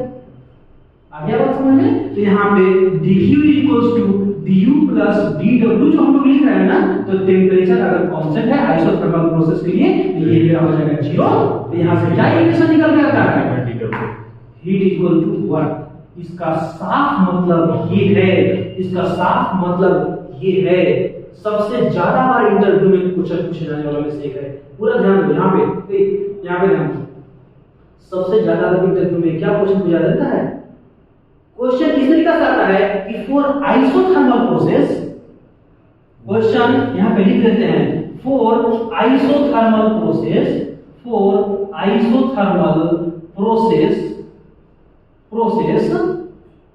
हीट और वर्क के बीच में रिलेशन बताइए। क्या होगा? Q equals to W। इसका साफ मतलब ये है ना कि अगर 100 किलो जूल, अगर 100 किलो जूल ऑफ हीट दिया जाए और अगर वो प्रोसेस आइसोथर्मल हो, टेम्परेचर कांस्टेंट है, तो 100 किलो जूल ऑफ वर्क वो दे देगा। लेकिन आज तक क्या ऐसा हुआ है? आज तक तुमको हम एक चीज पढ़ाते आए हैं कि low grade energy high grade energy में कभी कन्वर्ट फुल्ली नहीं हो सकता है 100%। मतलब अगर 100 किलो जूल ऑफ हीट है तो 100 किलो जूल ऑफ वर्क में कभी बदलेगा ही नहीं बदलेगा। ठीक है, तो यहाँ पे कैसे हो सकता है ये पॉसिबल? इसका साफ मतलब है कि टेम्परेचर कांस्टेंट पे कोई भी प्रोसेस कैसे हो सकता है? तुम उसको हीट दे रहे हो, उसका टेम्परेचर इंक्रीज या डिक्रीज तो करेगा ही करेगा ना। तो ये क्या प्रैक्टिकली पॉसिबल है? नहीं है। टेम्परेचर कांस्टेंट है, एकदम मतलब धीरे धीरे जा रहा है, तभी तो टेम्परेचर कांस्टेंट होगा। इधर टेम्परेचर तुमको कांस्टेंट रखना है। मान लो यहाँ पे एग्जांपल देखो, ये है ना पिस्टन सिलेंडर अरेंजमेंट। ये क्या है? Piston cylinder arrangement. ये है पिस्टन। अब यहाँ पे देखो क्या हो रहा है, यहाँ पे कि ये ना यहाँ पे गैस है, यहाँ पे गैस है। तुम क्या कर रहे हो? हीट को यहाँ सप्लाई कर रहे हो। हीट यहाँ पे मान लो 100 किलो जूल सप्लाई करना है। अब तुम ये बताओ कि हीट को सप्लाई करते हैं टेम्परेचर बढ़ेगा, लेकिन तुमको क्या करना है? टेम्परेचर को कांस्टेंट, टेम्परेचर को कांस्टेंट रखना है। यहाँ का वॉल्यूम बढ़ाना पड़ेगा, वॉल्यूम बढ़ाना पड़ेगा, तभी टेम्परेचर कांस्टेंट रहेगा। तो वॉल्यूम कैसे बढ़ाओगे? इसको इधर कर दोगे, यानी यहाँ का एक्सपेंशन प्रोसेस हो रहा है। एक्सपेंशन प्रोसेस हो रहा है, यानी डायरेक्ट बोल देंगे कि प्रोसेस इज एक्सपेंशन प्रोसेस। लेकिन इतना स्लो होगा ये, टेम्परेचर को आपको कांस्टेंट रखना है। मतलब जितना जैसे जैसे तुम वहां पे एनर्जी देते जाओगे ना, हीट देते जाओगे, वैसे वैसे तुमको ये बढ़ना चाहिए। अगर ये ज्यादा बढ़ गया तो टेम्परेचर तुम्हारा डाउन चल जाएगा ना। तो टेम्परेचर तुमको कांस्टेंट रखना है। वहां पे क्या टेम्परेचर कांस्टेंट रखना पॉसिबल है? तुम 1 किलो जूल दिए, फिर 2 किलो जूल दिए, बढ़ते ही जाएगा। यहाँ पे एक्सपेंशन प्रोसेस करोगे तो जाकर के टेम्परेचर कांस्टेंट रहेगा। लेकिन एकदम इक्वल अमाउंट में तुम कैसे कर सकते हो कोई भी चीज? एकदम 1 किलो जूल दिए तो 1 किलो जूल के ही अमाउंट में इसको बढ़ाना होगा तुमको, उतना ही प्रोपोर्शन में। तो कैसे कर सकते हो? इसलिए वो प्रैक्टिकली पॉसिबल नहीं है इसको। लेकिन ये बात याद रखना कि फॉर आइसोथर्मल प्रोसेस जितना हीट दोगे ना उतना वर्क निकलेगा। ये भी क्वेश्चन बन सकता है, और क्वेश्चन बन सकता है ऐसे कि फॉर अगर आइसोथर्मल प्रोसेस है और हीट दिए है 100 किलो जूल, तो हमको बताइए कि वर्क कितना निकलेगा। ऑप्शन ए में दे देगा 0, ऑप्शन बी में दे देगा 100 किलो जूल, ऑप्शन सी में दे देगा 50 किलो जूल। अब निकालते रहिए इसको। ऑप्शन डी में कुछ और दे दिया 150 किलो जूल। कौन सा ऑप्शन सही होगा? For isothermal process heat transfer 100 kilo joule दे दिया, तो वर्क कितना होगा? 100 होगा। तो ऑप्शन बी तुम्हारा सही हो जाएगा। अब तुम निकालते रहो पूरा इक्वेशन। वैसे ज्यादा देर में गलत मत करो। एकदम सिंपल सोचना है कि आइसोथर्मल के लिए क्या होता है। आइसोथर्मल के लिए हीट और वर्क दोनों क्या होता है? सेम होता है। आ गया बात समझ में? हम इसलिए इसको ज्यादा जोड़ दे रहे हैं ना कि सबसे ज्यादा बार इंटरव्यू में पूछे जाने वाला क्वेश्चन है। जेईई वगैरह में तो छोड़ दो, इतना बार पूछता है कि मैं बोलूं, लेकिन इंटरव्यू में पूछता है कि बताइए आपको हम 100 किलो जूल ऑफ एनर्जी दे रहे हैं, हीट दे रहे हैं, हीट एनर्जी, और वो प्रोसेस ना आइसोथर्मल है, तो बताइए कि उसमें से वर्क कितना निकलेगा। उसका आंसर क्या होगा? Sir 100 kilo joule. यह बात समझ में? ये होता है आइसोथर्मल प्रोसेस। तो लोग केवल ये जानते हैं Q = W, मतलब ये होता है जितना एनर्जी दे रहे हो हीट एनर्जी उतना ही वर्क तुम्हारा निकल रहा है। ये है पूरा का डिस्क्रिप्शन। लिखो जल्दी इसको।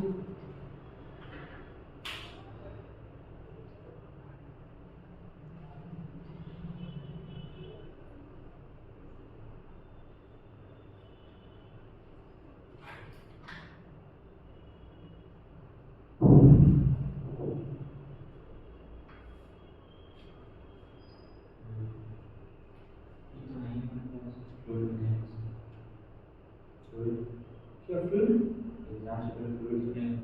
हो जाएगा? बताते हैं इसको भी कंप्लीट करने के बाद फिर ओपन सिस्टम कराएंगे, फिर इसका क्वेश्चन कराना होगा। बहुत सारा प्रोसेस बाकी है।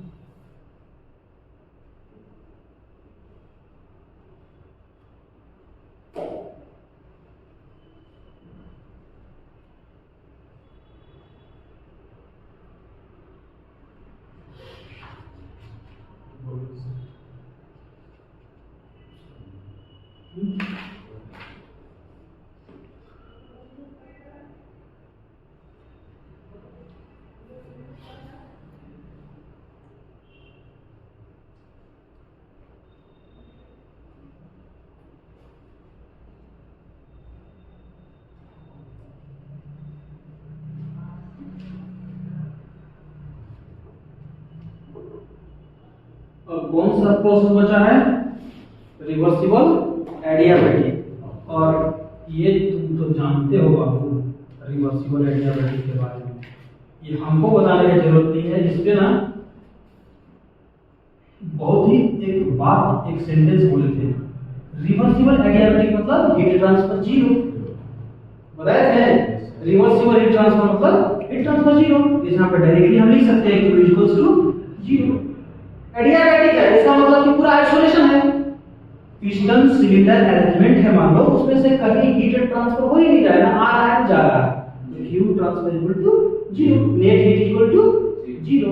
यहाँ पे Q इक्वल टू जीरो, ये तो डायरेक्टली पढ़ रहे हैं। और हम एक स्टेटमेंट दिए थे कि Q equal to zero, that doesn't mean that always it is reversible process, reversible adiabatic process।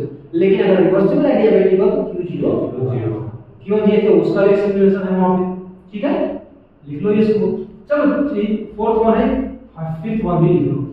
Fourth है, फिफ्थ वन में कौन सा है? Polytropic process.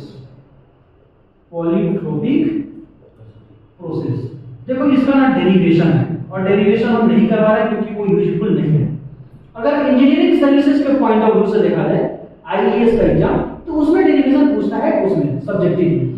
लेकिन अब एसएससी जेईई जेईई सब में नहीं पूछता है, चाहे तुम लोगों का हेल्प कर देंगे, हम इसका डायरेक्ट फार्मूला लिख रहे हैं, ठीक है। जस्ट होता क्या है, कैसे बनता है वो थोड़ा सा बता देते हैं।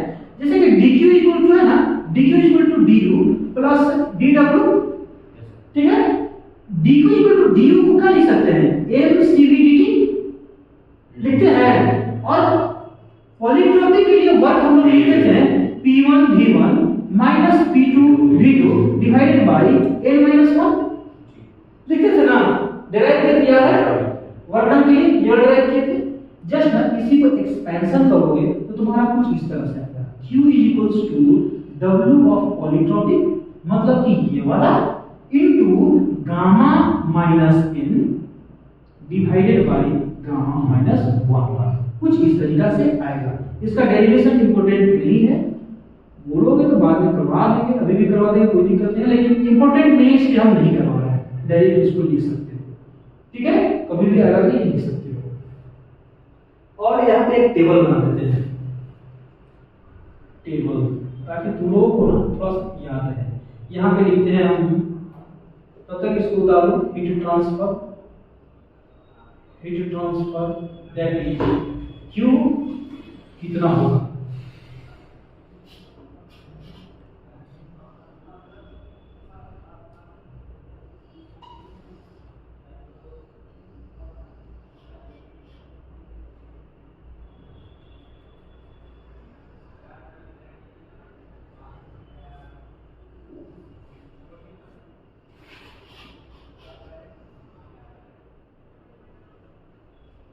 चलो यहां पर देखो, आइसोबारिक प्रोसेस के लिए हीट ट्रांसफर कितना होता था? हाँ, आइसोबारिक प्रोसेस कभी निकाले थे, उसी को जस्ट टेबल के फॉर्म में लिख रहे हैं। आइसोबारिक प्रोसेस के लिए हीट ट्रांसफर कितना होता है?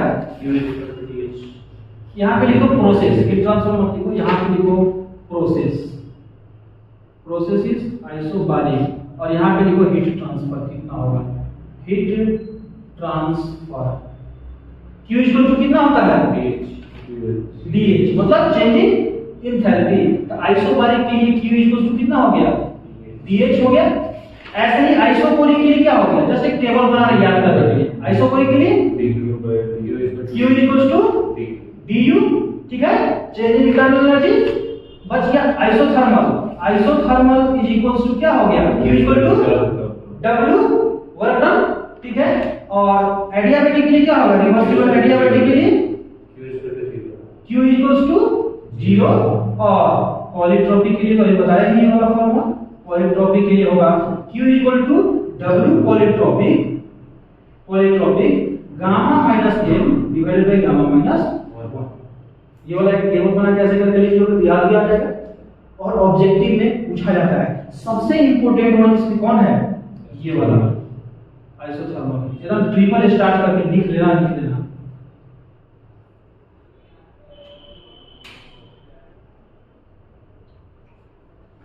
ठीक है, तो ये वाला चीज ना फर्स्ट लॉ ऑफ थर्मोडायनेमिक्स खत्म हुआ। ठीक है, इसके अंदर और भी प्रोसेस देखेंगे आइडियल गैस के बारे में, और आइडियल गैस में कैसे आर और आर बार का रिलेशन जो बताए थे उस पे कैसे न्यूमेरिकल बनता है, सारा न्यूमेरिकल होगा इसके बाद देखेंगे। ठीक है, ये हुआ फर्स्ट लॉ ऑफ थर्मोडायनेमिक्स। इसके बाद न्यूमेरिकल के बाद क्या देखेंगे, ओपन सिस्टम देखेंगे।